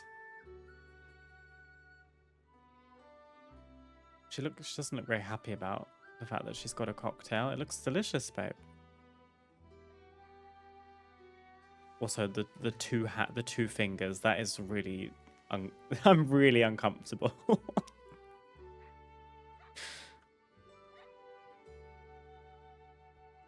I mean, if she had a little sipping animation, I think I'd lose my mind. She doesn't seem interested in drinking it currently. Holding a sipping glass. What if you took your weapon off? And now sip. She looks pissed off. She looks annoyed. Nope, she's not interested. She's not drinking. She's keeping a clear head today, apparently. So what happens now if I leave? I guess I get ported outside Icecrown. I do indeed. Okay. Well, I think that's the Argentina done. I don't think there's anything more we can do there. The only other thing is to finish Prey. I've got one more target to eliminate this week. And they are in Zulaman.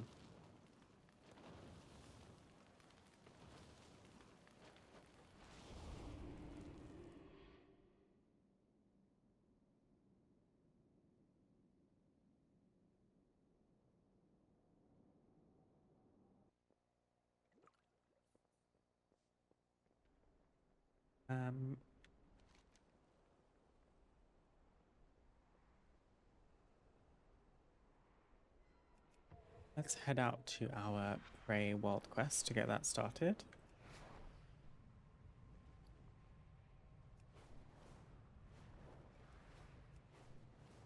I feel like my collecting has slowed down, or I should say my gathering. I have been letting lots of herbs pass me by lately, and I think that's courtesy of my crafting slowing down as well. I have quite a lot of reagents. I have 204 of the lowest rank, I think that's lowest rank, Tranquility Bloom. The main things I've been crafting lately have been transmutes, which are an 18-hour cooldown, because I'm actually starting to stunt myself a little bit in terms of the recipes that I know and can learn. So I'm having to like I'm having to find professional knowledge from any source I can to try and funnel points into certain parts of my specializations to then unlock more recipes. So that's a little bit of a ongoing task.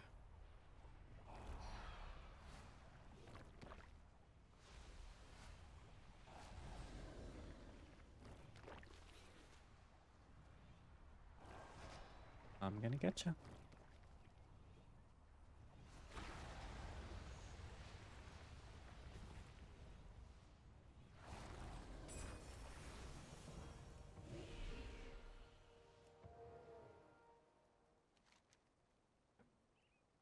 There's one more world quest. Otherwise, there's like nothing for us to do in Zalaman, so I'm gonna have to just find prey stuff on my minimap.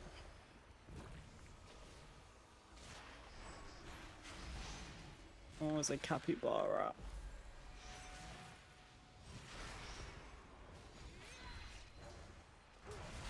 I'm gonna route it over there because I cannot kill a capybara, I'll cry.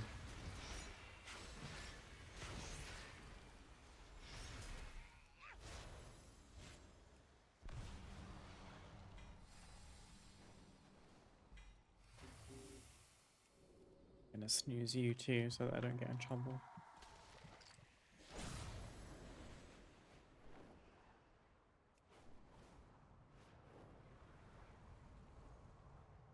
Ooh, Love is cooking pizza. I can smell it. It's making me hungry.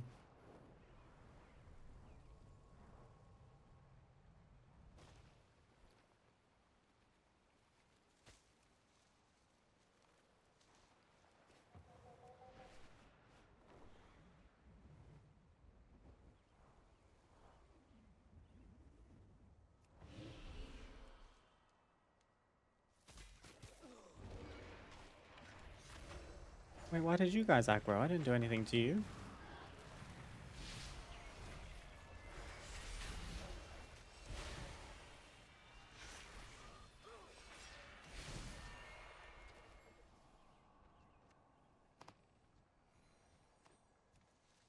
I actually really dislike the idea of needing knowledge points to level specs within the profession to gain recipes to then finally be able to max out the profession. Because imagine someone new when the expansions become old content, grinding those professions will be much more difficult. Yeah, part of me thinks they did a little bit too much with the profession system when they overhauled it in Dragonflight, with all the stats and everything. Obviously, they made it much more invested, like a more involved process for the people that really love professions, but it does create quite a fierce barrier to entry, I would say, because prior to the changes, I would say that I was quite a big fan of professions. I had alchemy and herbalism for many expansions. I had tailoring and enchanting on my main. And then when all the changes came in and there was specializations and the all the different stats that you have with your professions, and then crafting things with finishing reagents and different quality types and how you get them, I just thought there is so much going on, and all of a sudden this element of the game that I felt I knew like the back of my hand was brand new to me, and that kind of threw me off quite a lot.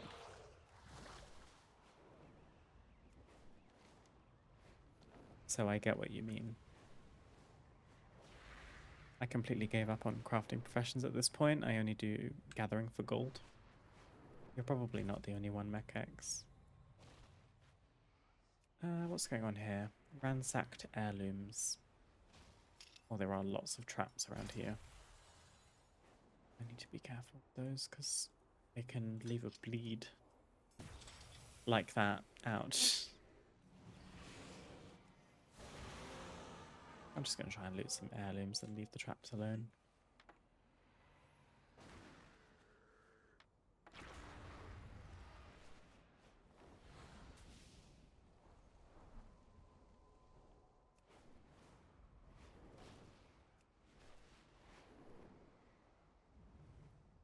At least gathering is still pretty simple.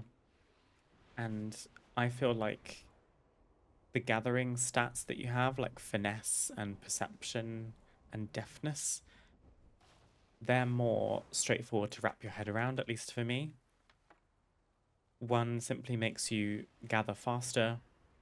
One makes you more likely to find rare materials when gathering. What else did I say? Perception, deafness. What did I just say? Finesse. Gathering additional resources. See, I totally know it. The crafting ones, I'm like, oh god, what are you saying? I don't get it.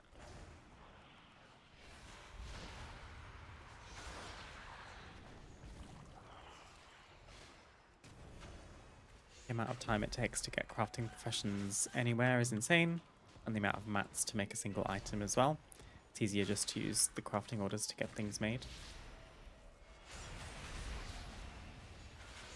Yeah.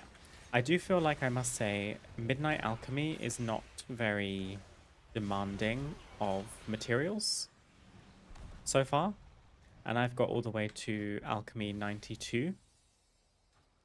So in terms of leveling the profession, it hasn't been too difficult, although the last 10 levels is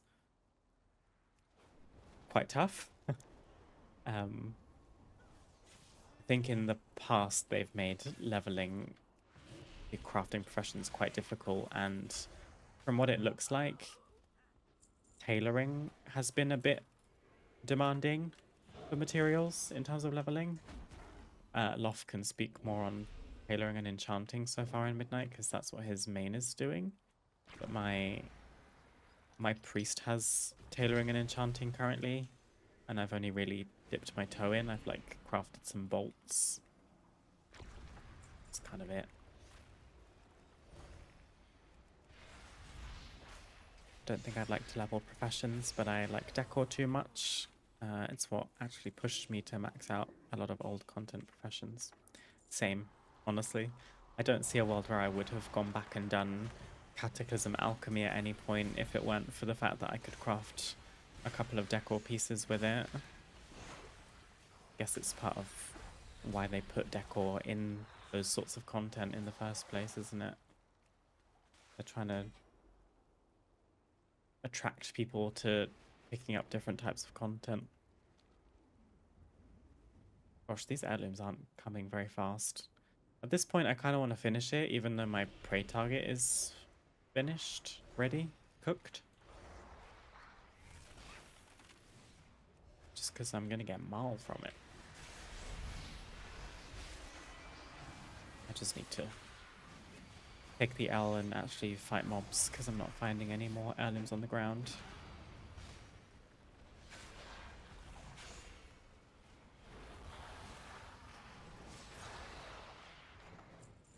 That's better. Spent 4 hours farming leather and scales, and that was just enough to get leather working to 39. Oh dear. Yeah, that sounds like the professions are super unbalanced in that case, because I mean,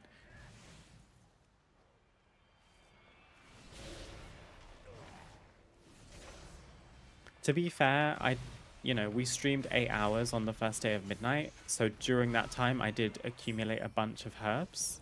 So you could say I did 8 hours of farming, but I wasn't specifically just doing herb gathering.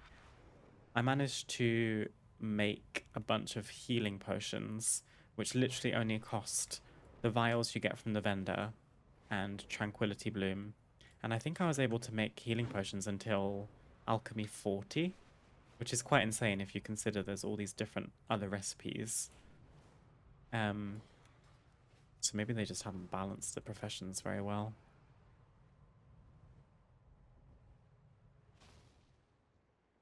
Do I get the Blessing of Abundance? Worship the lower. I don't understand this. There's the 4 main ones that we unlocked in the campaign. And then one of these is abundance. Is it this one?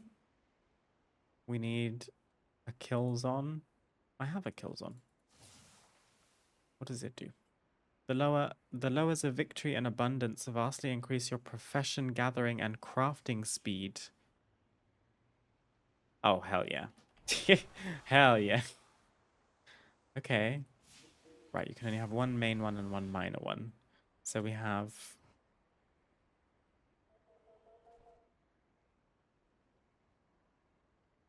Okay, you combine them to get like one blessing. You don't get two blessings. They combine together to give you a blessing. I understand.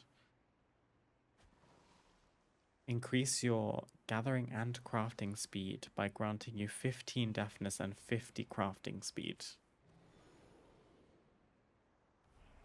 Only active in Zulaman. So if I were to want to make something with alchemy and I require an alchemy bench, and I have to be in Zulaman to reap the benefits, is there an alchemy table in Amanizar village? Is there anyone I could speak to show me where to go? Nope. Stable master. What's in this room? Oh, Zoljara. Renowned quartermaster. Innkeeper. Can I track? Profession trainers. I think this one might be useless. I was really excited about it. I guess it helps us gather herbs. But 15 deafness doesn't sound like that much. I guess I'll leave it on and see. There's a herb right here. Tranquility Bloom. Okay, that did not feel very fast.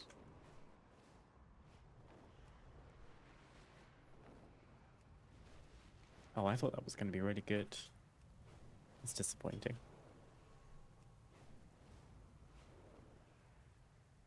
Tailoring is crazy expensive, sucks to level.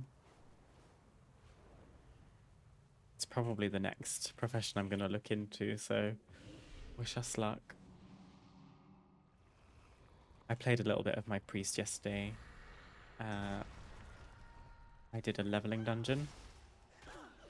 And I spec'd Holy. And I was talking to Lop about this earlier, because for a long time, a lot of people have said that Holy Priest is really boring.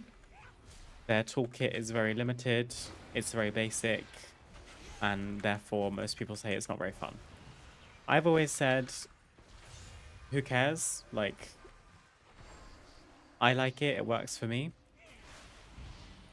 I played it yesterday for the first time in the leveling dungeon, and they've somehow gutted the spec even more and removed more of their abilities to the point where even I think it's a little bit boring now. I had Serenity, which you talent into something to make it AoE, so you no longer need Sanctify, the AoE holy word. You're basically a Prayer of Mending machine. You don't have heal, you only have flash heal. I'm not in an eclipse. Yeah, flash heal. I have Desperate Prayer and Prayer of Healing. And apart from cooldowns like Apotheosis and Hymn, there is nothing else to it. The main other thing you're supposed to look into if you're doing like high keys as a holy priest is talenting into damage. So I was like, oh, this feels really dull. So I'll see if I continue trying to be a holy priest or if I give up and just play disc instead.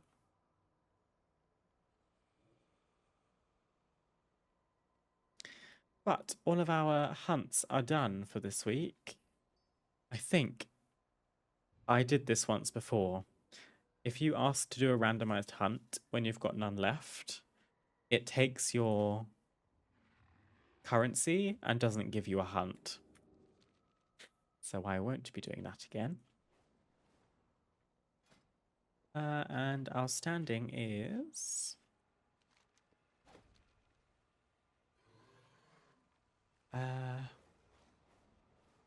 0 out of 4,000 in rank 3.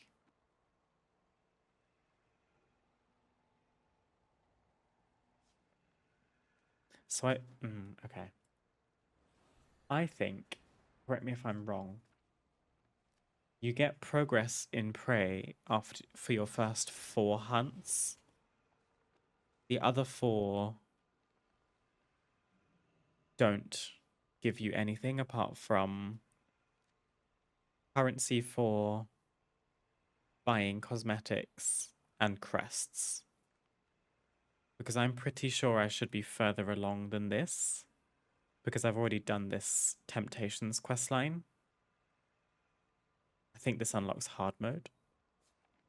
So I think the last 4 hunts you do are just for like extra cosmetics if you care about that. Which I do, so that works. We're just not as far through the prey system as I initially suspected. That's fine. Okay, prey is done. So all we're left with that's on my to-do list is Avoid Storm side quests. I'm just worried about the Abundant Harvest.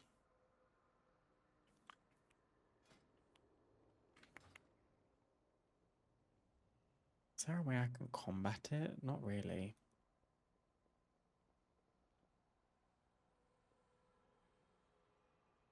It also doesn't say how long it's going to be the active abundance, but I think they're like 8 hours, so... Hmm. Hmm. Let me check on my War Within stuff quickly in case any world quests have refreshed. I'm looking for Wormcraft Rumble or Grub Run in Ashkahet, of which there are neither, and I need a Orphanage world quest, of which we only have Feline Frenzy, which does not count. Okay. I guess we can try going to Voidstorm again, see what the tea is.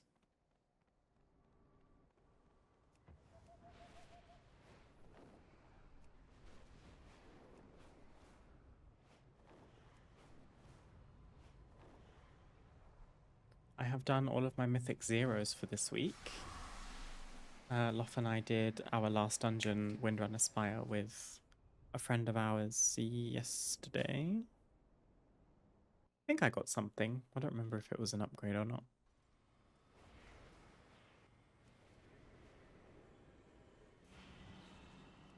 Yeesh, there's like a 0.5 second delay on casting things.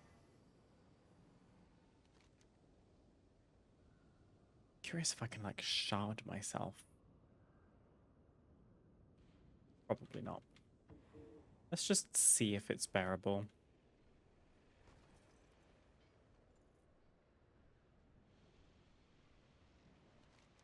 I think this is actually the end of a quest line.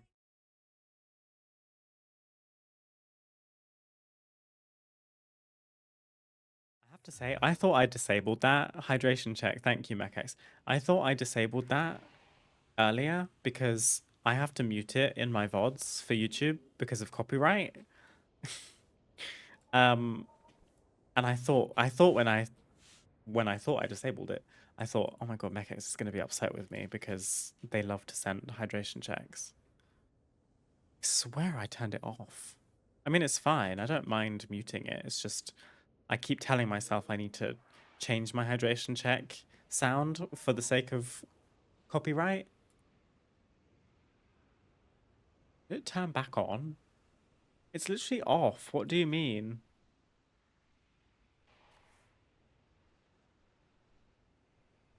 I kept the channel point redemption because it can at least send a message in chat to tell us to drink water.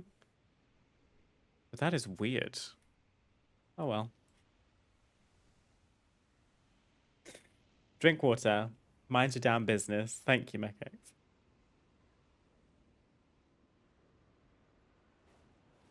Hydration checks are the best way to use channel points. I had that thought to use that song back when I first started streaming because a friend of mine and I quote it. It's just a great song that does indeed unironically exist in the world. But if it means copyright, then I should probably fix it.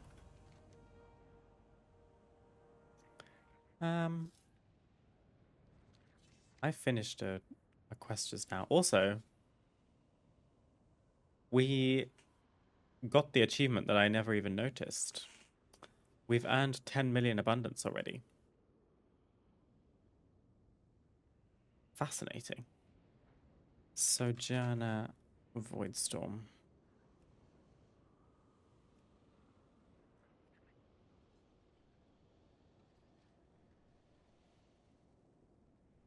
We just did one of these. I just didn't see which one it was.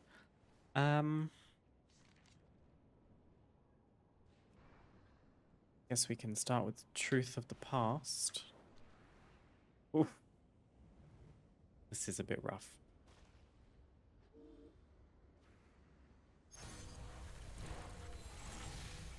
You could probably see the delay a little bit.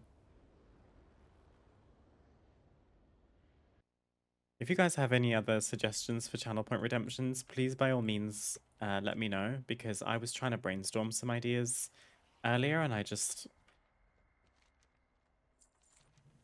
couldn't come up with anything. Which is funny because as much as I'm kind of just a calm, fairly neutral person most of the time, I have a Rolodex of memes in my head. I think sometimes I just fear that they're weird for people and they might be like, what the hell is that? Argus, originally the homeworld of the Eridar, now the stronghold for the Burning Legion. Years ago, Illidan used the Seal of Argus to open the way here, and he was met by one of the Naru who delivered a dire message. To understand the Illidari's connection to the Void, you must see what Illidan saw when he arrived. Hostile spirits in the area should provide the necessary power for our needs. Defeat them to release their essence, and with their sacrifice we will peer into the past. Well, I mean, at least our first Voidstorm quest doesn't actually take place in Voidstorm. So no lag. Spirits released. This is my order hold ability. Can't fly in Eridar.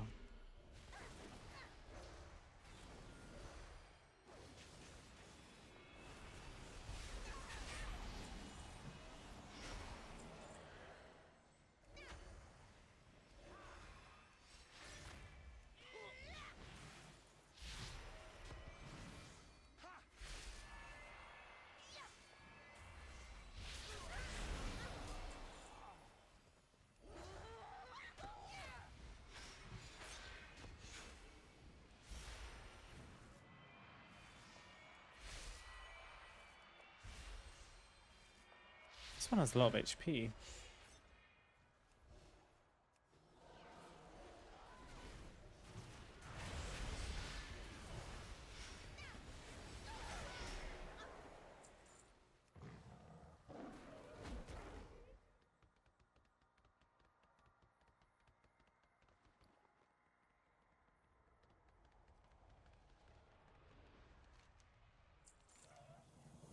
We have what we need. Prepare yourself to see Illidan's confrontation with the Naru so many years ago. Oh, is this the cutscene that we had back in Legion?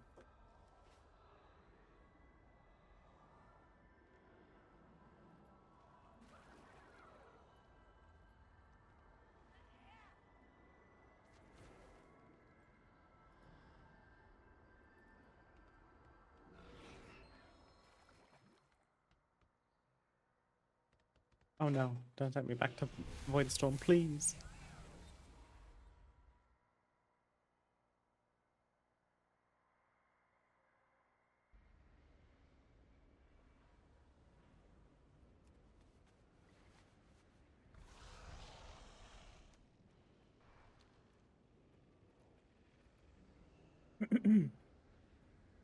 They're having an RP conversation right now, and then I think we can hand the question. Also, do you like my pet? This is Fedophicus. Look at the nails. I never noticed that. Bright red nails. Period. He's from a little quest line in Voidstorm. You're like babysitting this creature. I'm not even sure what this is called. And then by the end of the quest chain, the quest giver says, He's probably better off with you anyway. You should keep him. And I said, okay. The tattoos that mark our flesh are more than just ink. They're a promise inscribed across our flesh. You said flesh twice.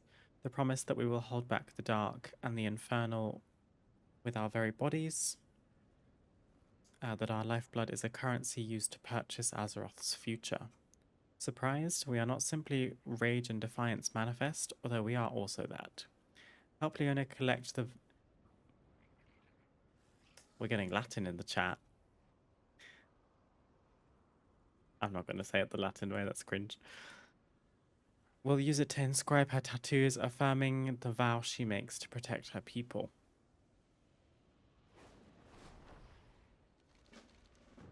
Oh, and she gave me another one. Voidstorm is a world of apex creatures. One in particular, the Ultradon, stands above others in its strength and ferocity. Make no mistake, we demon hunters are the true apex predators. Okay, blah, blah, blah. Whatever you say, edgelord.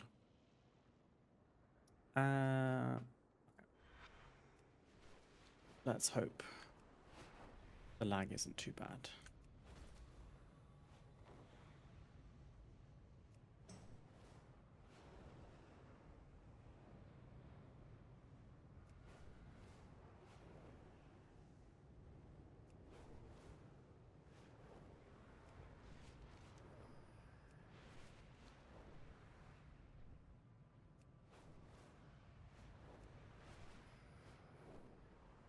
There's lots of high peaks I need to do in Voidstorm.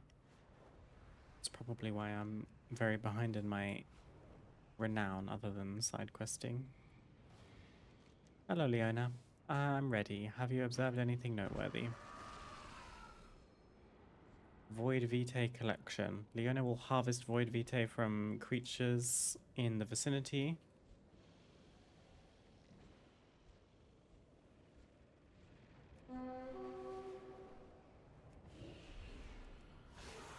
Oh, they're called Ultradons. That's what that is. Okay.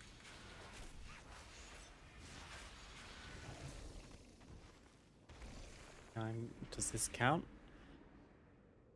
Nope. Sundra the Caller. I'm pretty sure I've done him for the achievement.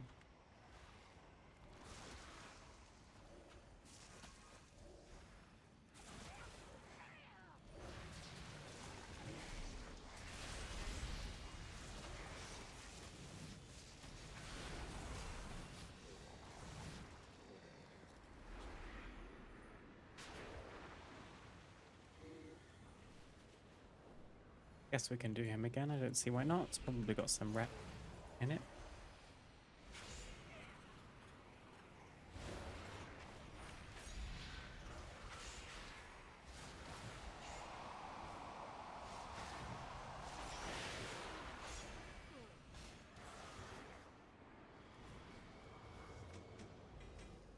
Oh, I got a robe. I wish that were bind on warband.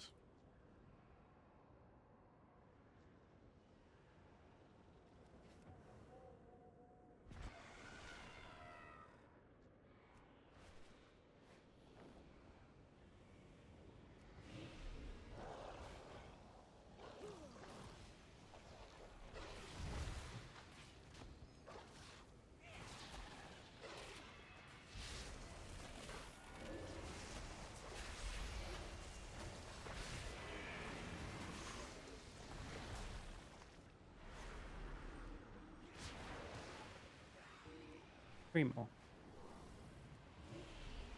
Let's do one. I think only one of these counts.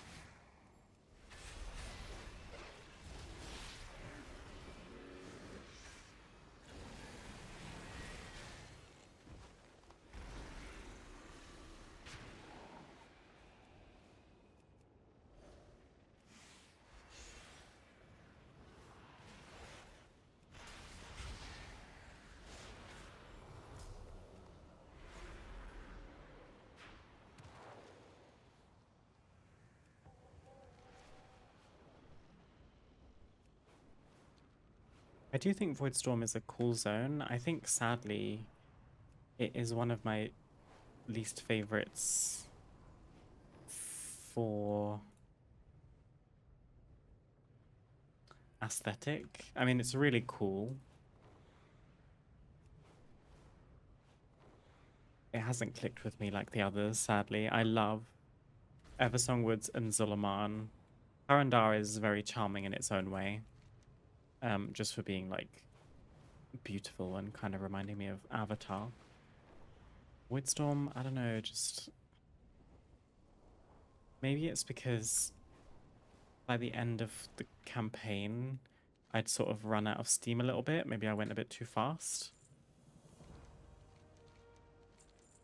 Just I was like, oh, I've run out of fuel. The branding ritual we're about to perform is adapted from what demon hunters go through on the Felhammer, but given Leona's unique nature and the experimental substitution of void energy for Fel, there's considerable risk here, even more so than usual.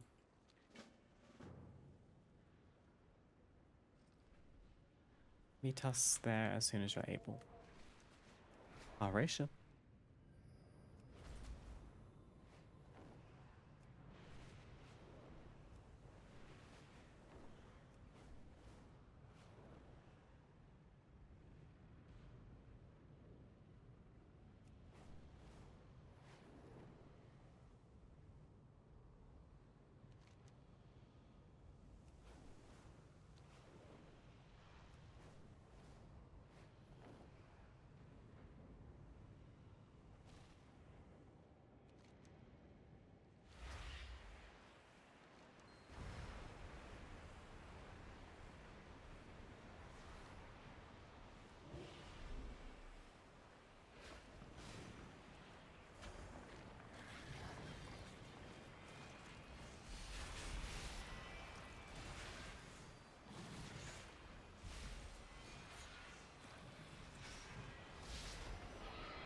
Hi Ariella, how are you doing today?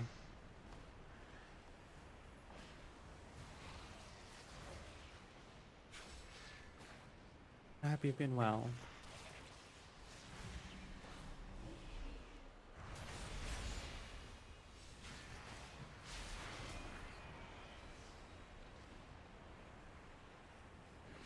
I'm good, thank you. How are you? Yeah, I'm doing well, thank you. I've been enjoying Midnight so far.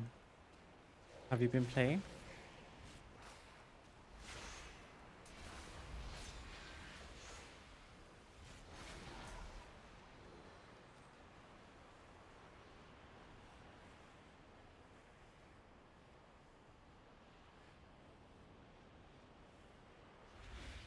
Oh, goodbye, Leona.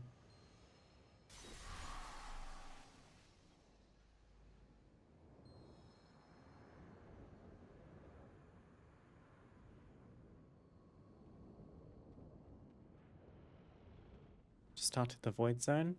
Cool. What do you think so far of the whole thing? Most people seem to be very enamored with Eversong Woods. I am one of them. To be honest, I always liked Eversong Woods in TBC, the original Eversong Woods, but they've done such a good job of expanding upon and improving Eversong Woods without making it something unrecognizable. I think they've done a great job. It may not surprise you to know that the stabilization of portal entry points is something I'm quite familiar with. If Leona lives, and I believe she does, she'll need beacons to help triangulate her exit point. Take these beacons, set them up where I've marked on your map, and return here. Loved everything so far. I'm very pleased to hear that.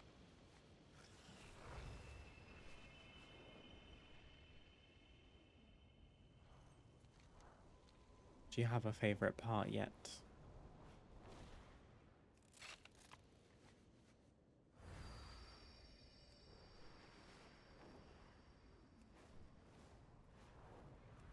I had a really good time doing the most of the campaign on stream. where we like took the time to read quest text and watch the cutscenes, kind of be a bit more invested in what's actually going on. Eversong Defo. Same here.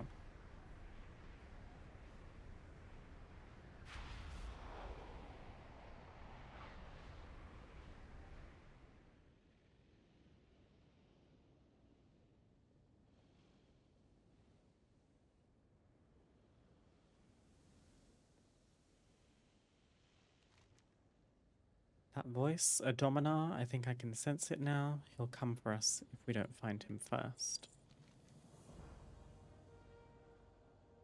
I'm not sure where I was when I stepped through that portal, somewhere in between, void energy surrounding and suffusing me. Without Umbric, I wouldn't have made it back. I feel so different now, but I don't think this is over until we confront that Dominar. Oh, we get a Warglaive. Look at that. That's beautiful. It actually coincidentally matches the color scheme of my transmog right now. Shame she can't transmog Warglaives. The lag seems to have settled, I have to say. Even though the abundant harvest is still up.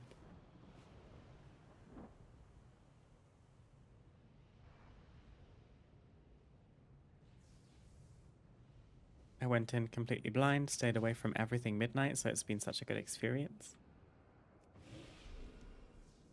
That is good going from you to not have seen any spoilers or anything really. I'm glad it worked out.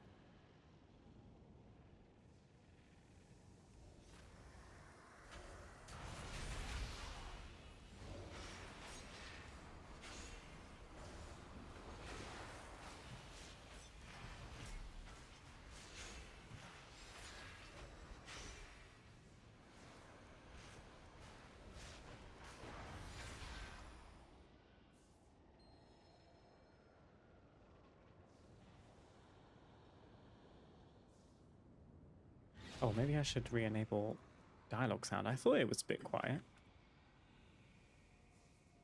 Oh, she did it. Void Elf Demon Hunter. Congratulations, Leona. We are all that stands between the Legion.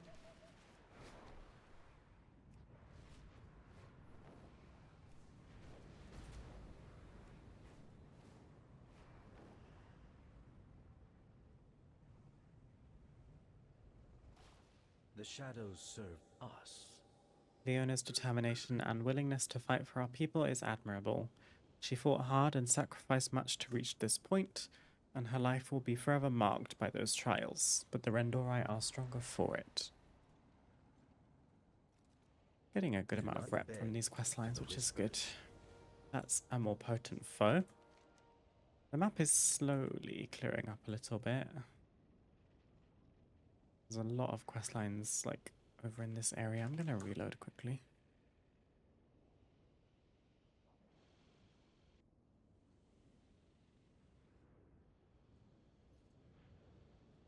And we can head off to, I guess, a bigger beast.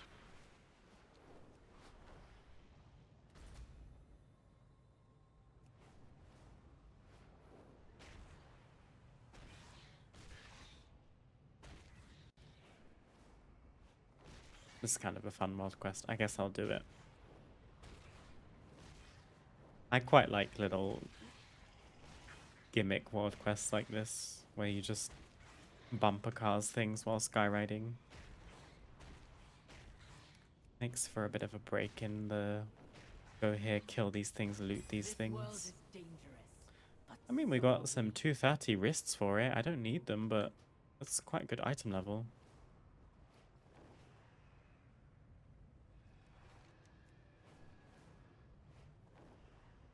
Okay. Beast. This place is a food chain of ferocity and far too many teeth. Our studies grow more dangerous by the minute, but if Matrion insists on staying, we may as well assist him. Matrion? Matrion, probably. We're studying a link between the nature of these creatures and the void's accumulation here.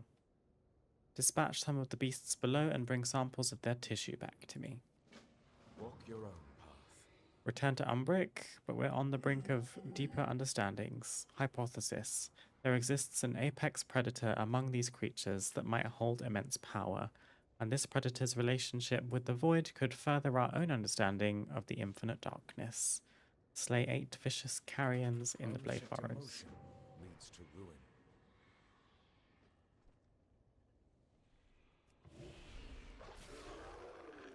These like shred claws, they're called, remind me of demo dogs from Stranger Things. They feel like something that would be in the Upside Down for sure.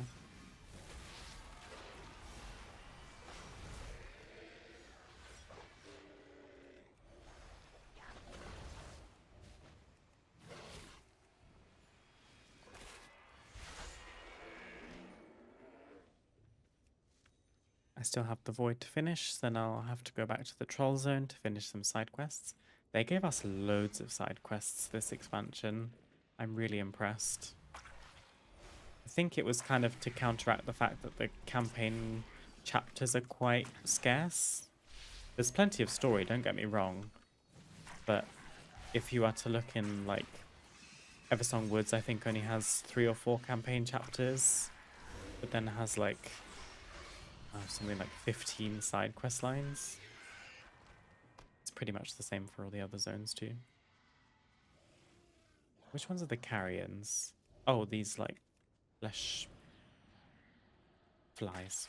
I forget what they call these. Corpse flies? No.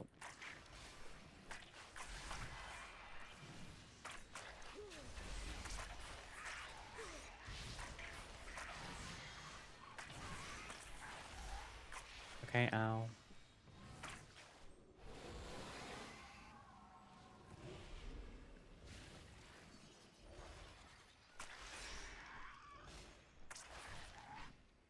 I enjoyed Zulaman a lot more than I expected I would. I quested in the order of Eversong, Zulaman, Harandar. Actually did Arator's questline next and then finished with Voidstorm, which I think is not what you're supposed to do. And going from Eversong to Zulaman, I expected I would have a bad time because I had such a great time in Eversong and Zulaman felt like a little bit of a downgrade, but the story of Zulaman is actually really nice and I quite enjoyed going and, you know, activating all the lowers and following Zoljara's story. And the music in Zulaman is gorgeous. Probably my favorite soundtrack in Midnight.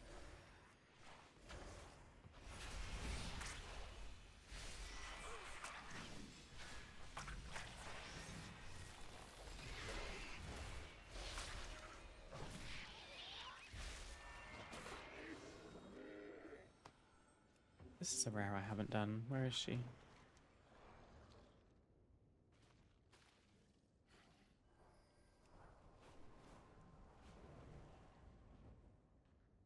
Ave.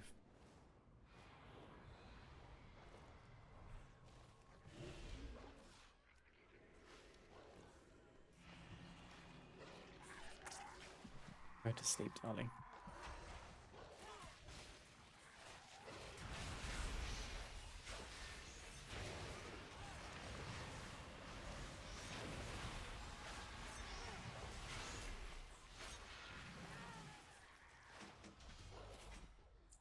Ooh. Getting lots of gear drops today.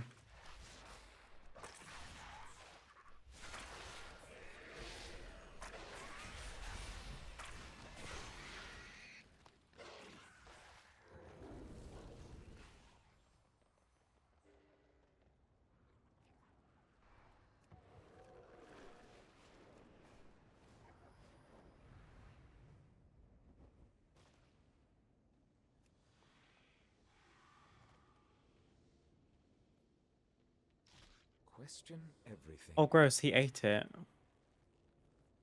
I can taste the carnage. You're disgusting. She said, Matrion, those were for analysis. He ate the samples. I'm afraid the Void's grip on Matrion is growing firm. Baladash, Malinore. There may be a time and a place for caution, but now is not that time. I greet you.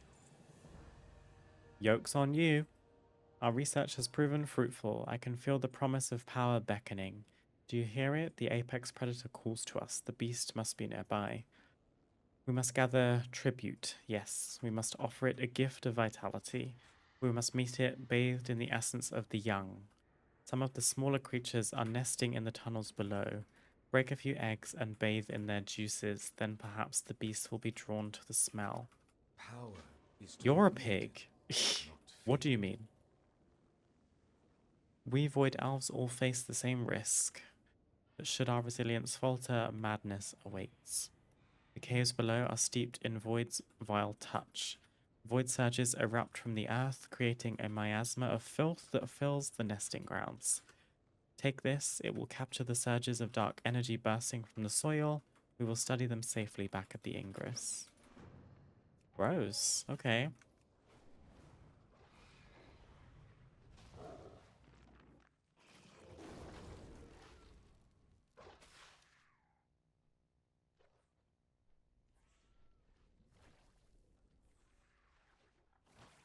You feel yoky. Shut up. Oh, you feel runny. Okay. The debuff is called yoked. Got it. Okay.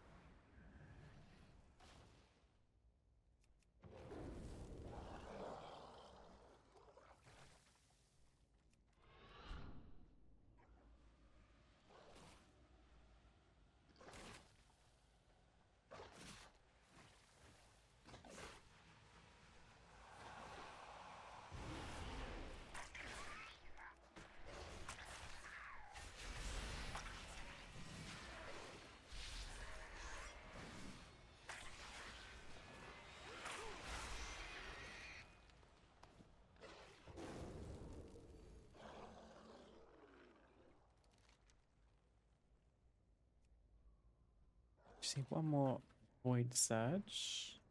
There's another tunnel down here.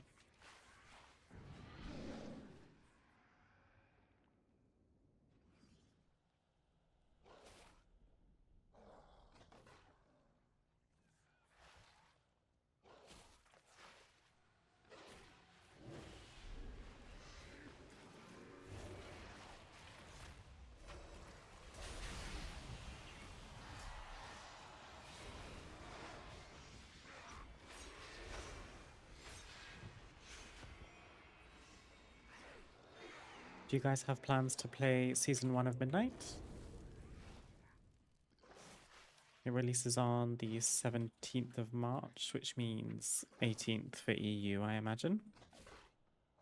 We're going to get Tier 8 plus delves. So if you're interested in high-level delves for the sake of like Great Vault rewards or anything, bountiful delves, it's quite a good idea to get all delves unlocked up to tier 7, or up to tier 8 technically. You can do all the way up to tier 7 currently. We embrace a new future. Gonna have the first Nemesis delve boss with the Hall of Fame. I still have a desire to at least try and do that, because I've always enjoyed the delve bosses. We got raid, 2 raids immediately. The Dream Rift and the Void Spire immediately, and then March on Quel'Danas 2 weeks after. Mythic Plus. very intrigued by Mythic Plus this season. The pool is very random, it seems. Skyreach, I don't know. Weird. Our research here is complete. Conclusion: the void is attracted to this realm due to its violent nature. The void storm is a melting pot of torment and savagery. The void was drawn to this aura of endless suffering. Can you help me snap Matrion out of it? You want me to beat his ass? New doorways have opened Matrion, us. urge Matrion to give up his search and return to the Do Ingress. not fear the shadows. His hair's cool, I've not seen that before. We spent far too much time chasing this beast. We should bring word back. No, Keelia, we understand the whispers, we understand their promises. We are the apex predator, we are the void. Shadow's grasp, the void has taken him. Stop Matrion before he wreaks any more devastation.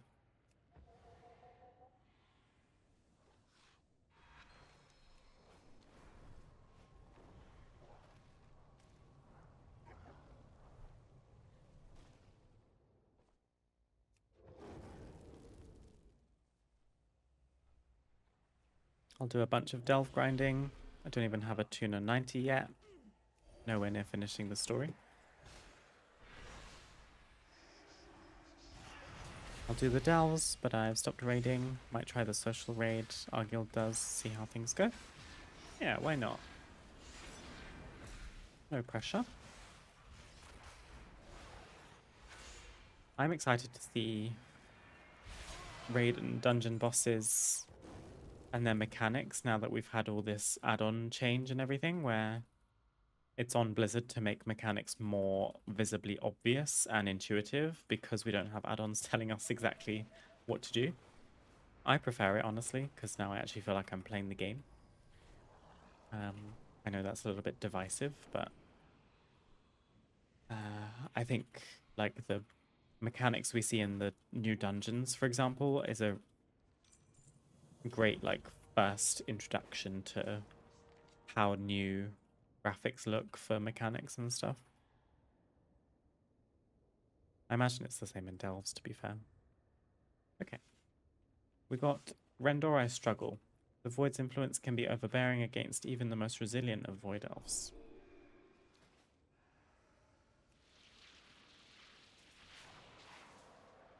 Oh, damn.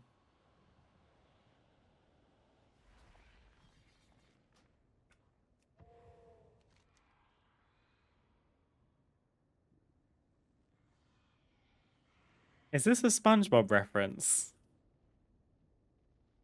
It's not just a rock. It's a boulder. I didn't watch SpongeBob, but I feel like I've been online enough to hear that on TikTok or something. Oh no, it's the other way around. It's not a boulder, it's a rock.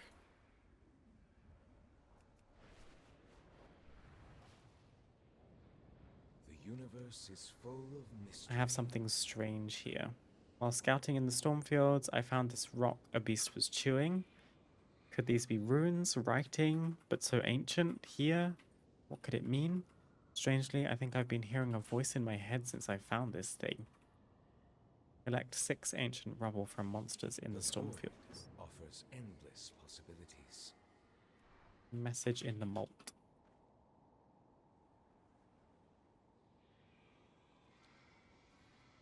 I've been playing heaps of Final Fantasy XIV waiting for midnight, and I think it's helped me adapt to the no add-ons in the dungeons. Question everything. That's nice. Got a little bit of practice in. Follower dungeons are a great way to get familiar with dungeons in WoW nowadays. If you don't want to kind of feel the pressure of seeing mechanics for the first time with other people in a pug, you can do a follower dungeon and get to see how boss fights work and like the layouts of the dungeons and everything.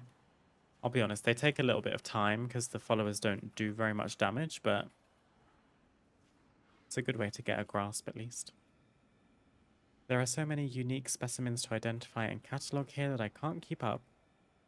Speaking of which, Lady Darkglen took time out of her busy schedule and coordinated an expedition to a particularly dangerous region north of here. I trust in her power, but I've not heard from her team in a while, and I'm growing concerned. With any luck, they are simply caught up in their own research.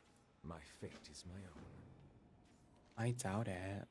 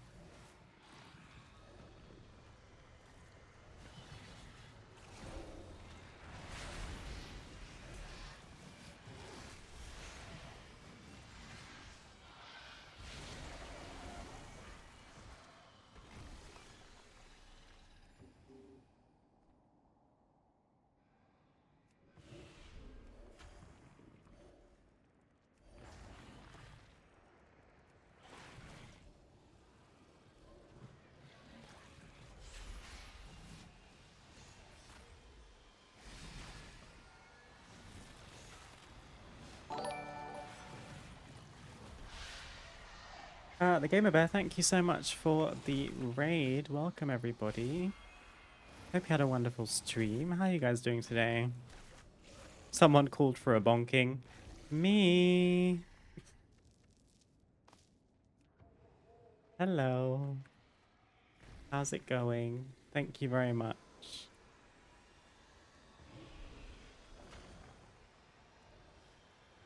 What did you guys get up to today?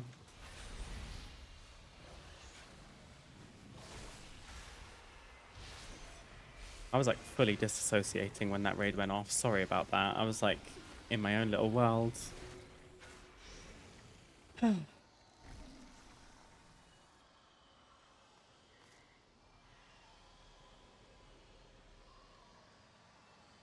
little exhausted, just finished the story today. Took my sweet ass time with it. I did too. Did you enjoy it? To be honest, it sounds like most people kind of like really took the time this expansion to read quest text and stuff and like actually read into the story. It's cool. There's no rubble on the surface. The beasts are burrowing, so they must be finding it in a cavern underground.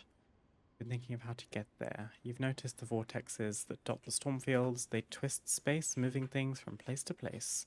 Step through one and I can reveal the anomalous residue that surrounds them. Jump in the stellar vortexes and collect anomalous residue. These look fun.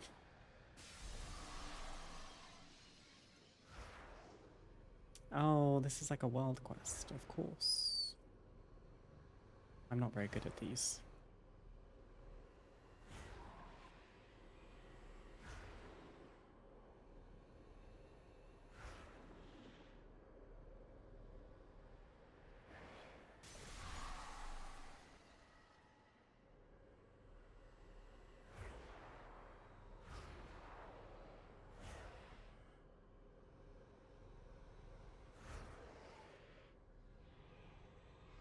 I was so happy when I got to kick Lothrexian's butt.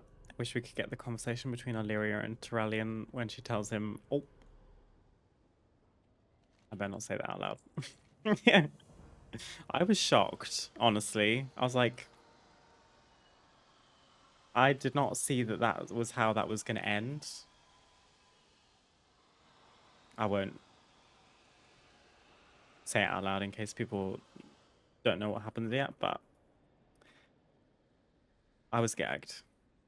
We're at the brink of a monumental discovery. There's no time to even call for backup. We must find this strange spirit. With this residue, I can make a spell to adjust the vortex. It will lead us to the source of this engraved rubble. Jump into the northernmost stellar vortex and investigate the cave. No, you're all good, Gamer Bear. Don't worry. Oh, this one. We're already here.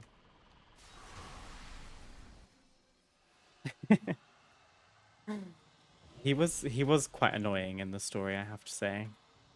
He was just very stubborn, but they all were. Off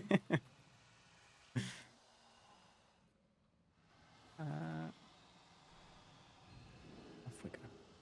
Tablet of Conquest Red.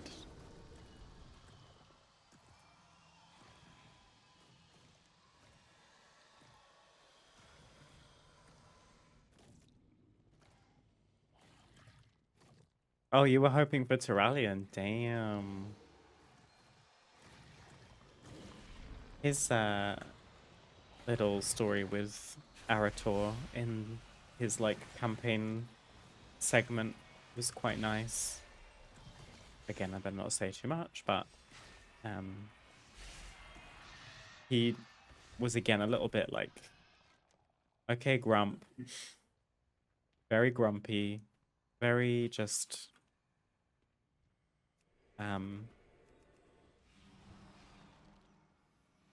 dismissive, tough egg to crack.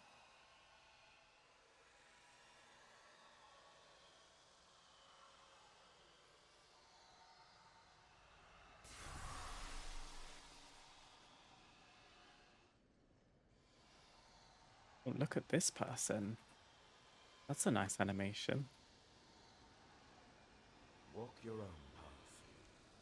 If this spectre and his tablets are to be believed, this world was once thriving with multiple civilizations. Just like on Azeroth, they fought endless wars. They asked Akintunde for a weapon to end all wars, and he delivered by making one that ended everything.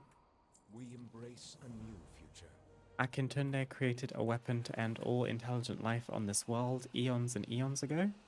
I hardly believe it. But truth or lie, we can't leave this spirit be. He's clearly dangerous. If he truly knows how to create such a weapon, we can't let him contact anyone from Azeroth. We both know a few warmongers who would do anything for that kind of power. Step into the vortex and confront Akintunde. Power is to be wielded.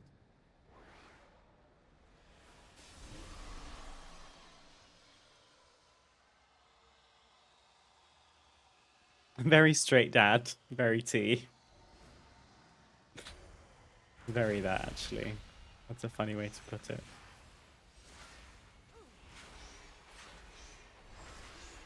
Which is kind of funny, because if you look at Turalian for 0.2 seconds, he does look like not a straight dad.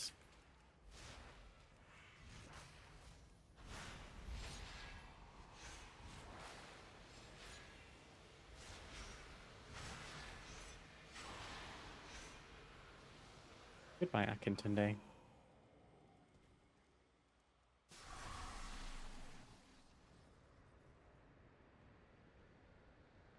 I greet you. Forgive me, that all happened so quickly. Was any of it even true? What else could that spirit have been? An entire world, civilizations that used to thrive right where we stand? Could that really be? I can tell you only one thing for certain. This will haunt me for the rest of my days. Do not Oh, I'm fear sorry, the shadows. Alishen. Alishen.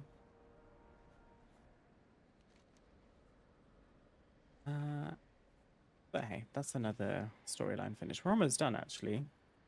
2, 3, 4, 5, 6 left. We're over halfway. Not bad.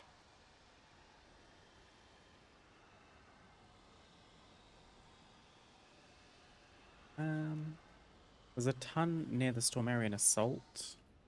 And I'm actually not sure if he's a part of a side quest line or not. Nether Scent, Pathogen Problem. We could probably do... Oh, Message to the Malt. We didn't do that one, did we?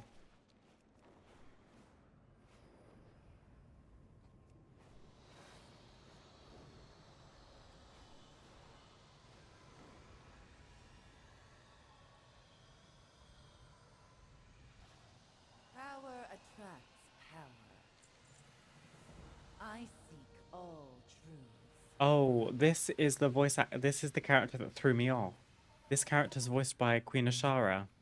I spoke to her the first time and I was like, what the hell? She sounds just like Queen Ashara. It is Queen Ashara. The pathogen appears to spread unevenly among the Malt's wildlife. When my fellow Rendori were infected, they grew confused and unresponsive. The local fauna appear more resistant. I suspect some of the Malt's denizens have stronger resistance than others.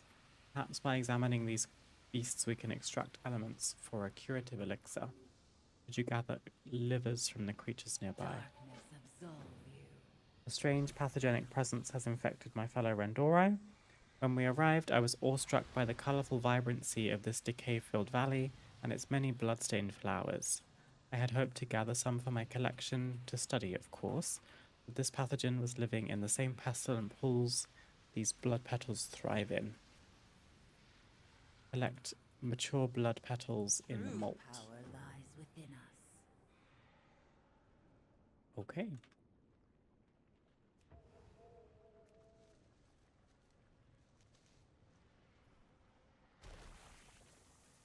Volatile water eats away your flesh. Oh gosh, it hurts quite bad. 4% HP every second.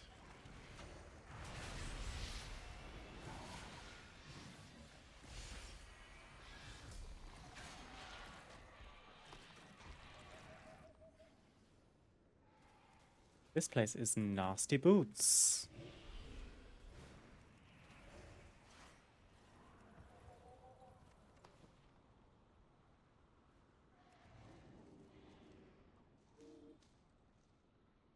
I get that. Anytime I go to Koresh, I get Overwatch vibes because Venari has the same voice actor as Anna in Overwatch. Yes. Oh gosh, that is a very distinctive voice. I love it.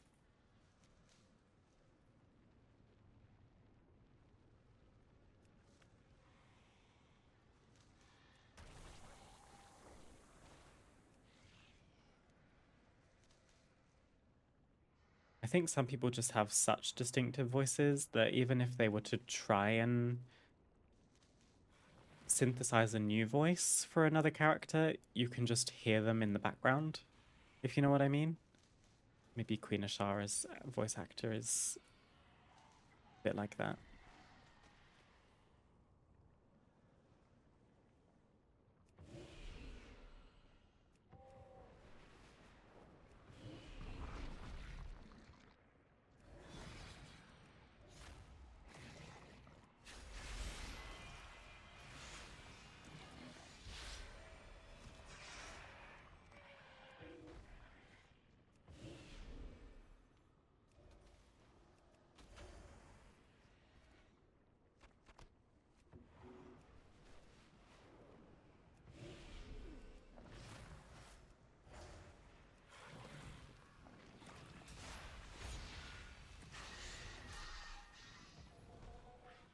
There aren't very many of these mobs around.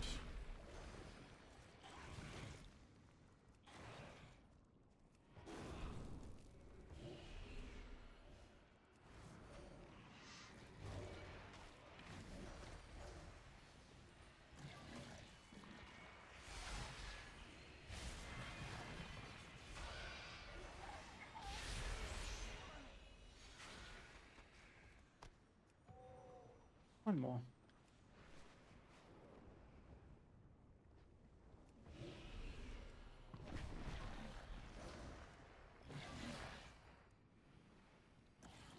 I'm not even in Moonkin form. Don't look at that. I have to say that's one thing I miss about weak auras.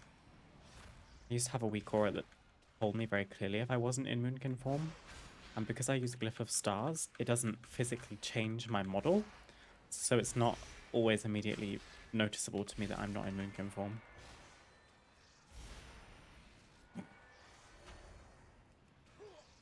It doesn't help that my troll is blue.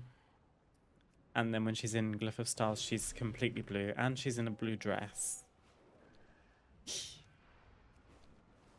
Maybe I should just be a Moonkin for a little bit.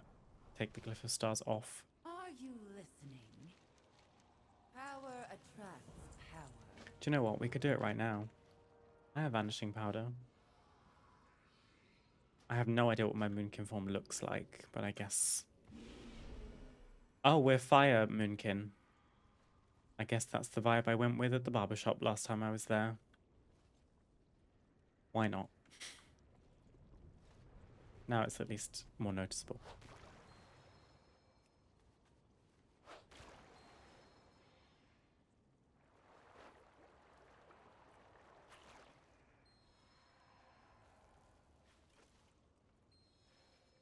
Got 2 HP.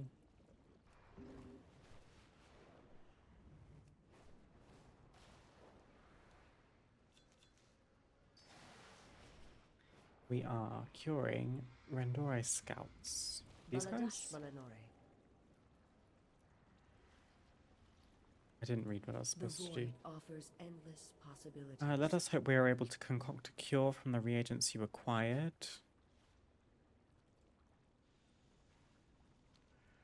Walk your own path. I mean, you look like you need help. Was I supposed to take something out of the cauldron? I seek Oh. all truths. There is strength in shadow. I think my nameplates are messed up. Friendly. Oh. There we go. I think it was just taking a second. Toasty Doom Chicken. Monster slain in the malt.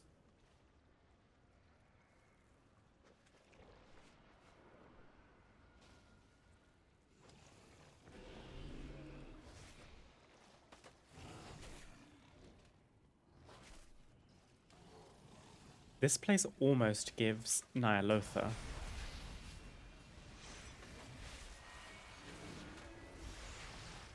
Where it's the color scheme of just kind of red and purple, and it's all insecty. Reminds me of Nyalotha.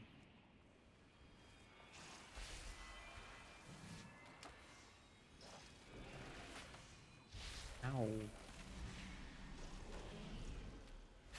Oh, I do kind of miss Moonkin form, actually. Maybe it's kind of goofy and fun.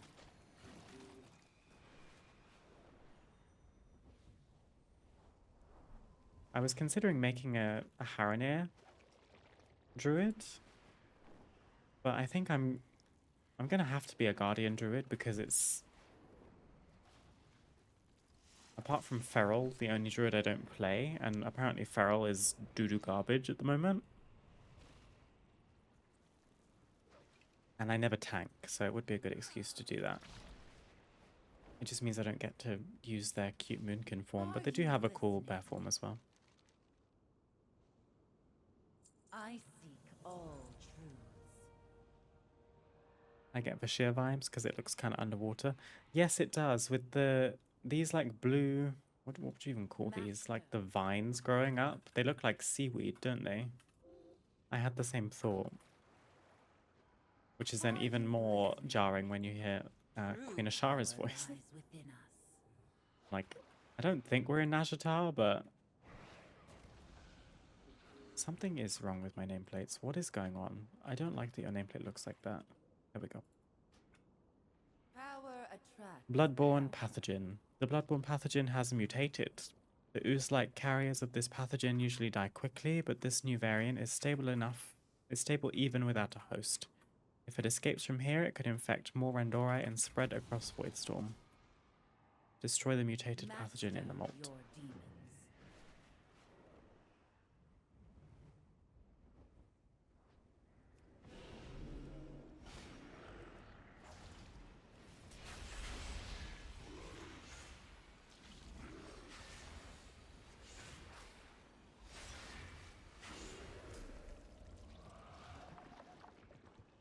Quivering egg.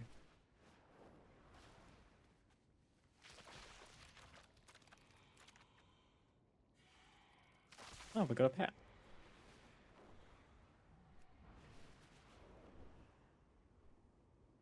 Oh, gross. We have a bloodborne pathogen debuff. Carrying a strange pathogen, infectious, will spread upon death. That's gross. I seek all truths. My goodness.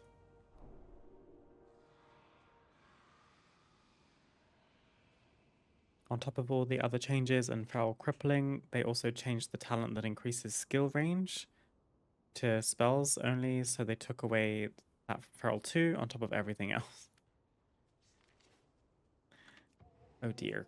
Yeah, Mechex, you don't sell the idea of being a feral druid right now, so I think the Haranir druid's going to be a guardian.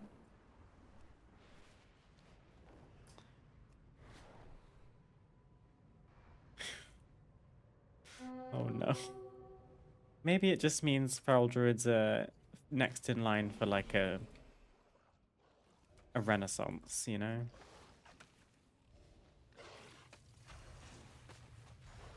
Patch 12.1, they're going to be like in the best place they've ever been.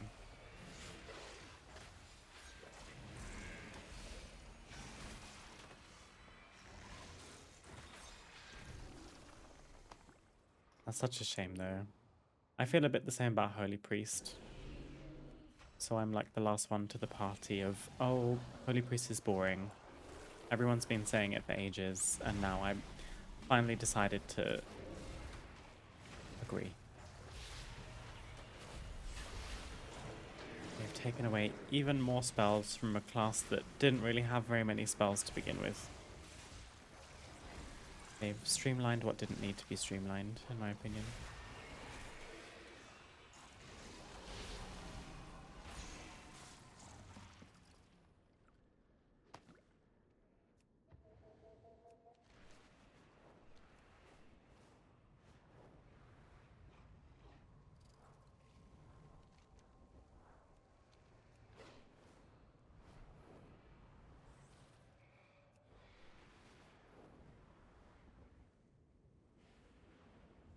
Gosh, where is this cave entrance?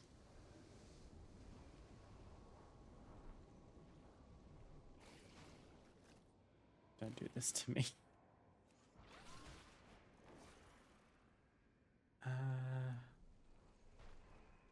Is it here? Nope.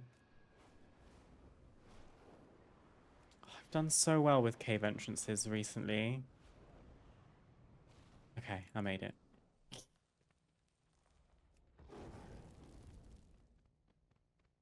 It's like one of the devs woke up and went, you know what? I hate cats. Let's nerf feral. Have you any news? Let us speak. Melanora Akar. Some classes didn't change much at all, or even have more buttons and not less, and others got murdered so badly. Doesn't make any sense. I am listening. Does seem strange, doesn't it? Drenched in it. Good. Blood is violent. Violent is power. Need more. Now brothers and sisters. Mark 8 off-world refugees with predator blood to empower the portal in Exile's hovel. Melanora Akar. This seems dark. What's happening here? Predator blood?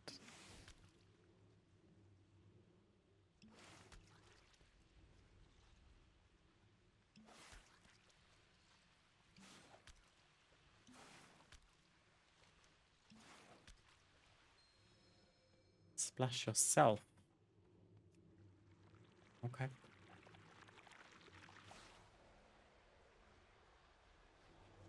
Find Tulamar at Master's Perch.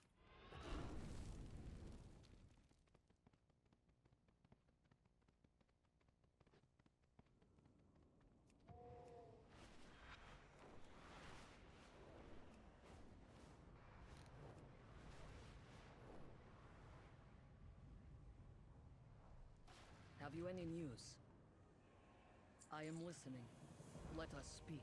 Brothers and sisters, here, help. Use the Relic of Liberation to free 10 Master's Prospects and 3 Unwilling Melanora Summons. Akar. Have you any news? Go home. How? Collect 8 Abductor's Marks from the Voidwalkers. Melanora Akar. I don't know who this character is, but they're quite interesting.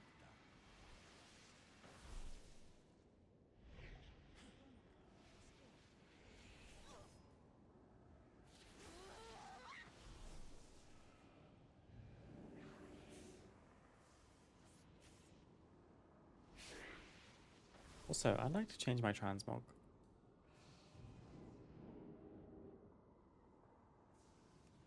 If I can. I like this one. Nice. This feels more like Voidstorm.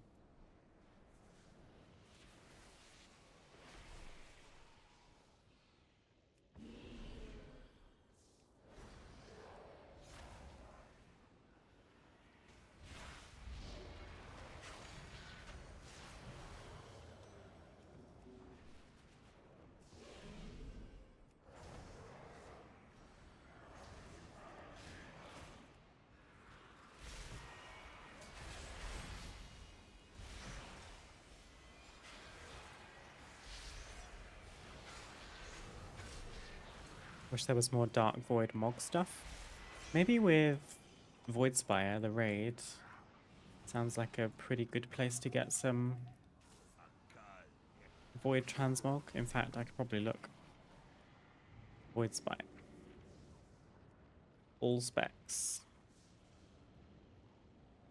Oh, I guess you get tier from it, don't you? You don't really get just off pieces like this. There's a pair of legs.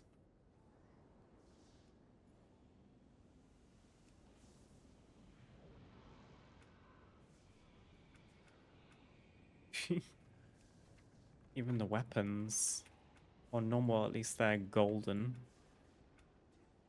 Heroic, they're green, fell green. That's typical. On Mythic, they're a nice, like, voidy color. Still not very dark, though.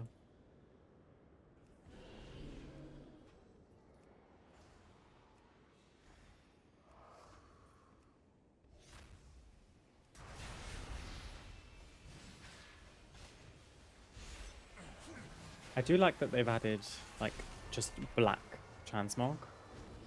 This dress that my character's wearing is basically just white and black with some kind of purpley accents.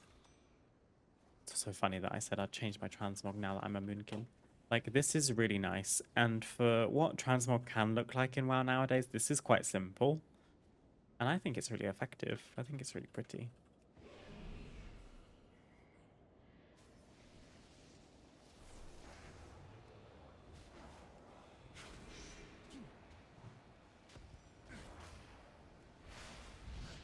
Every Silvermoon set from leveling, renown, etc. all have a Void Elf variant. Nice. That's a nice touch.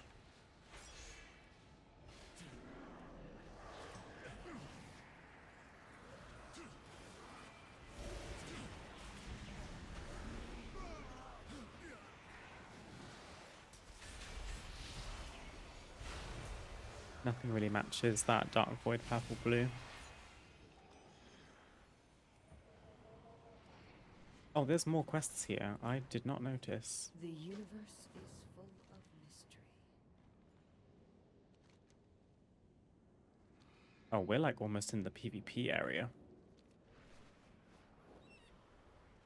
Is that what this is? Question everything. Maintain control. Always. Yeah, I won't. I don't think we need to be doing PvP right now. Thank you, though. It says there's a quest over here. Voidscar Arena. That's just a dungeon quest, I think.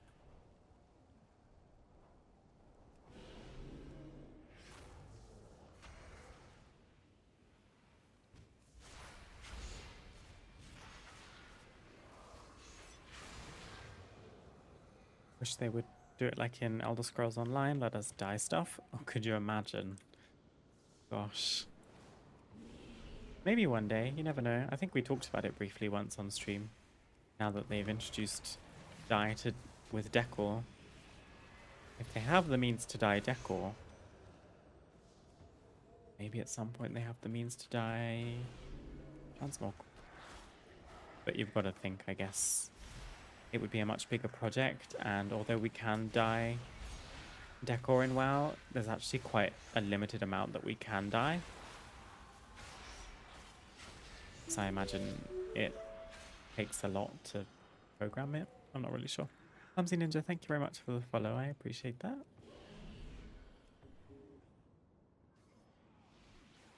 How's stream going so far? It's going well, thank you. I probably won't be live for too much longer, but we've done lots of good weekly stuff today. Finished our 8 praise for the week. Done all of the abundant harvests with our shards. We did the soiree. And currently we are working on the Sojourner of Voidstorm, because I have a bunch of side quests in Voidstorm that I haven't finished. How's your day been? So many MMOs let you die stuff. Maybe one day. What am I doing? I need to find unwilling summons people.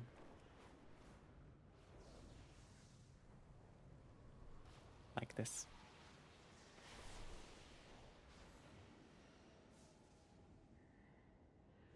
I think there was a technical problem with being able to dye gear, but maybe they've managed to overcome that with developing it for decor. Mayhaps.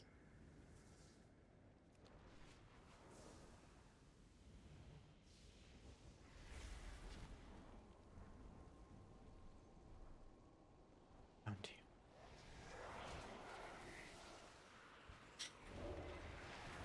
I was being greedy and seeing if I could take it without having to fight. I'll fight. We can fight.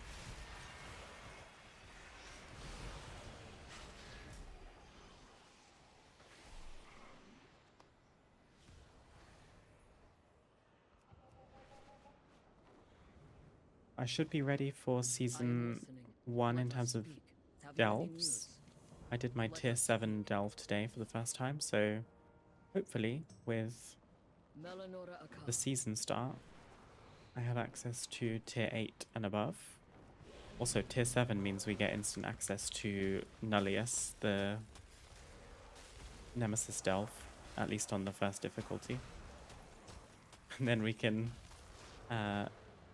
work our way up. Although, to be fair, I might contradict myself. Loff and I looked into it on the beta. While you do technically unlock tier question mark on tier 7, you need item level 244 to actually enter it. At least that's what it says on the beta. So, I mean, I'm 234 now, so it's 10 item levels extra. And that's bearing in mind that I've got quite a few blues still at 220. So even just another week or so of Mythic 0, by which point the season will start, so we can get even more Mythics done with daily lockout. That item level threshold should be easy enough to pass. Found this. WoW's armor, particularly from older expansions, is created using flat PNG texture images rather than layered textures that can easily support color channels. Retroactively enabling a dye system for 20 years worth of armor would require an immense amount of manual work to create masks for each piece, which define which sections can be colored. Fascinating.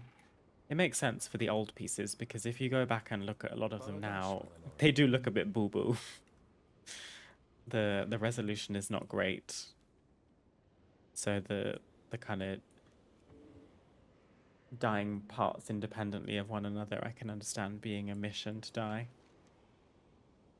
And to be honest, dyeing a full thing another color could make it look even more whack. I'm getting a little bit, like, my wires are getting crossed here. I'm like between two quest lines.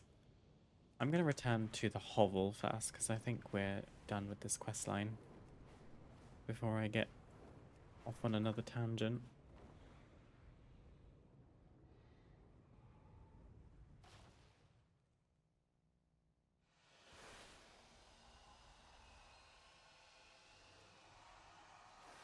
Take a lot of work to add layers and whatnot to all gear after so many years. For such a big company, it shouldn't be that much of a big deal, especially if you think about how many old pieces are simply copy and pastes with different colors anyway.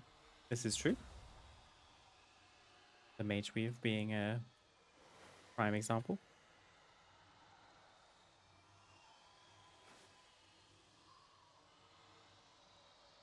That is a very nice rainbow portal you have there. Have you any news? I kind of wish I followed this questline more closely, but it's broken language, so it's a little bit difficult. Stay, I must. Men avoid, cannot find brothers and sisters. Finish, must, only I. You, good friend, but trust, can't trust. Only when brothers and sisters safe. She then holds her staff forward, offering it to Juras, though he seems reluctant to take it. Tulamar does not waver. Melanora Aka. Goodbye. She is very cool. Anyway, good luck.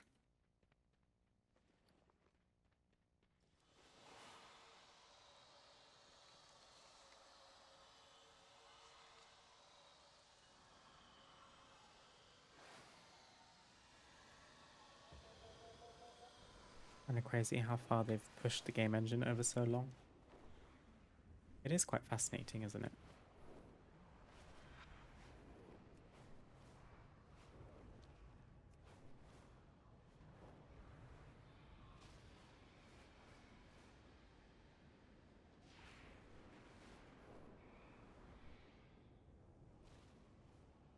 Make it quick. Oh, there's all sorts of stuff over here. What do you mean? Hunger is growing. Oh, it's you with the quest. Use the portal to the Hate Spire and return. Oh, okay, this isn't the dungeon quest. This is actually Voidscar Arena stuff. I'll come back to that another time.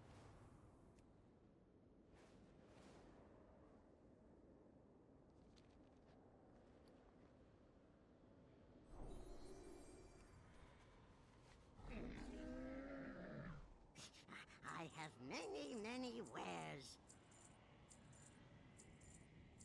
The gold making's been going well so far, which is kind of funny because I haven't like deliberately tried to make gold. I mean, it's easy to do at the start of an expansion, but to be honest, anything that I've gathered, I've mostly put into alchemy, which is for the sake of leveling the profession, not for selling stuff. Any byproducts, unless I recycle potions, I do sell them on the auction house, to be fair, but mostly I sold a recipe yesterday, which got me a big chunk of gold. Light path? Oh, I should get that. Thank you.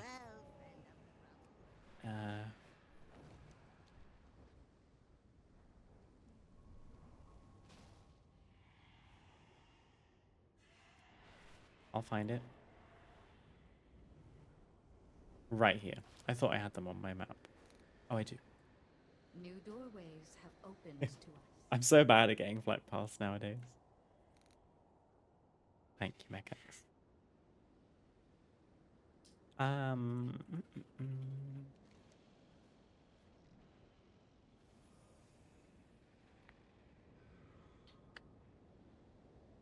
Let's head back for now. That was good progress. Ticked off everything on my to-do list apart from a couple of side quests today.